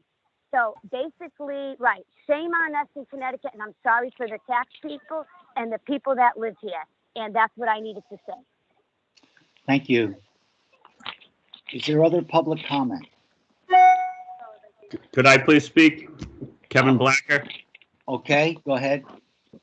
Right off the bat, would just like to point out that Lauren Gauthier was on her mark when she said, when she referenced when Gateway London was formed, Phillipe was wrong in saying that she wasn't referring to Enstructure, and I think that deserves to be noted. I think that I want to point out that it seemed like Brenda Cisco, board member, was advocating against giving the Contract Standards Board additional authority. I think it's worth noting that she's a principal of Reynolds Strategy Group, and that the lack of oversight of quasi-publics has been very beneficial to many people, including clients of Reynolds Strategy Group, Eversource. Scott Bates and the Connecticut Port Authority believed that they were untouchable. I think they knew what was in the laws. They knew the lack of oversight. They knew, I think they truly believed that they were untouchable. And I'd have to ask, if no one's really able to watch you, and even if they watch you and catch you doing something, if they're not allowed to hold you accountable, why not hire lawyers and pay them $300 an hour to do menial office work?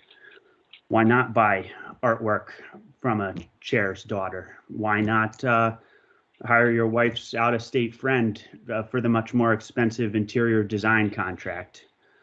Why not squash competition and give the port of New London to the competing port, and why not pay $523,000 success fees to former board members?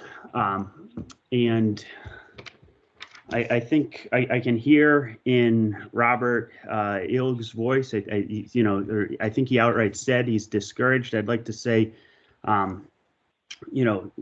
the chair referenced the little engine that could. The little engine that could didn't make it up the hill by getting discouraged and giving up. I think that it would be a much more effective tact to follow Michelle Farrely's lead and get angry. What is happening at the Port Authority and with these quasi-public agencies should make people angry because it's not right. I think that we need to listen to the things that Lauren Gauthier brought up about the remediation, whether you guys have a leg to stand on with that, and whether OPM, which does have an MOU with the Connecticut Port Authority, and there is some type of an agreement with DAS, whether that opens some type of avenue for you guys to continue, attempting to get more information. Matt Satnick and Phillipe there, they have a lot of money. They talk a good game.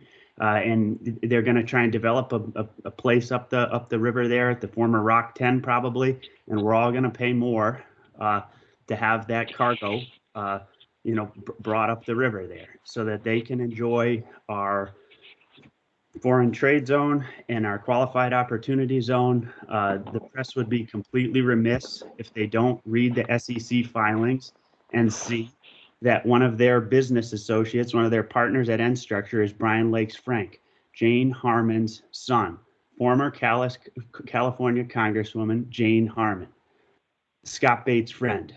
Everything at the Port Authority went to friends, and including the port. So that's all I have to say, and I just thank you guys very much. Thank you. Is there other public comment?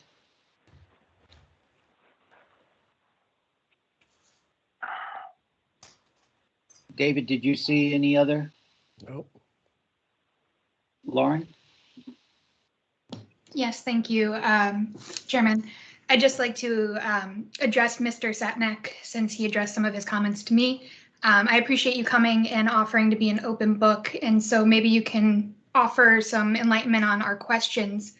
I'll begin with yes, I was referring to the incorporation of Gateway New London, but perhaps you can illuminate us when you found out about the RFP for this development. Lauren, if I can, I don't want Sure. to. I want the public to be able to comment. But I think we could figure out how to follow up with them. Yeah, Okay. happy to give you reach out. Happy to give you whatever you're looking for. Yeah. So, David, I think if there's no other public comment, it's been a long meeting today, but I think a productive one. I'll entertain a motion to adjourn. Bob Rinker, so moved. Is there a second? Second. All those in favor? Aye. Okay, everybody. We'll see you next month. Great. Take care now. Can't Great wait. meeting. Bye.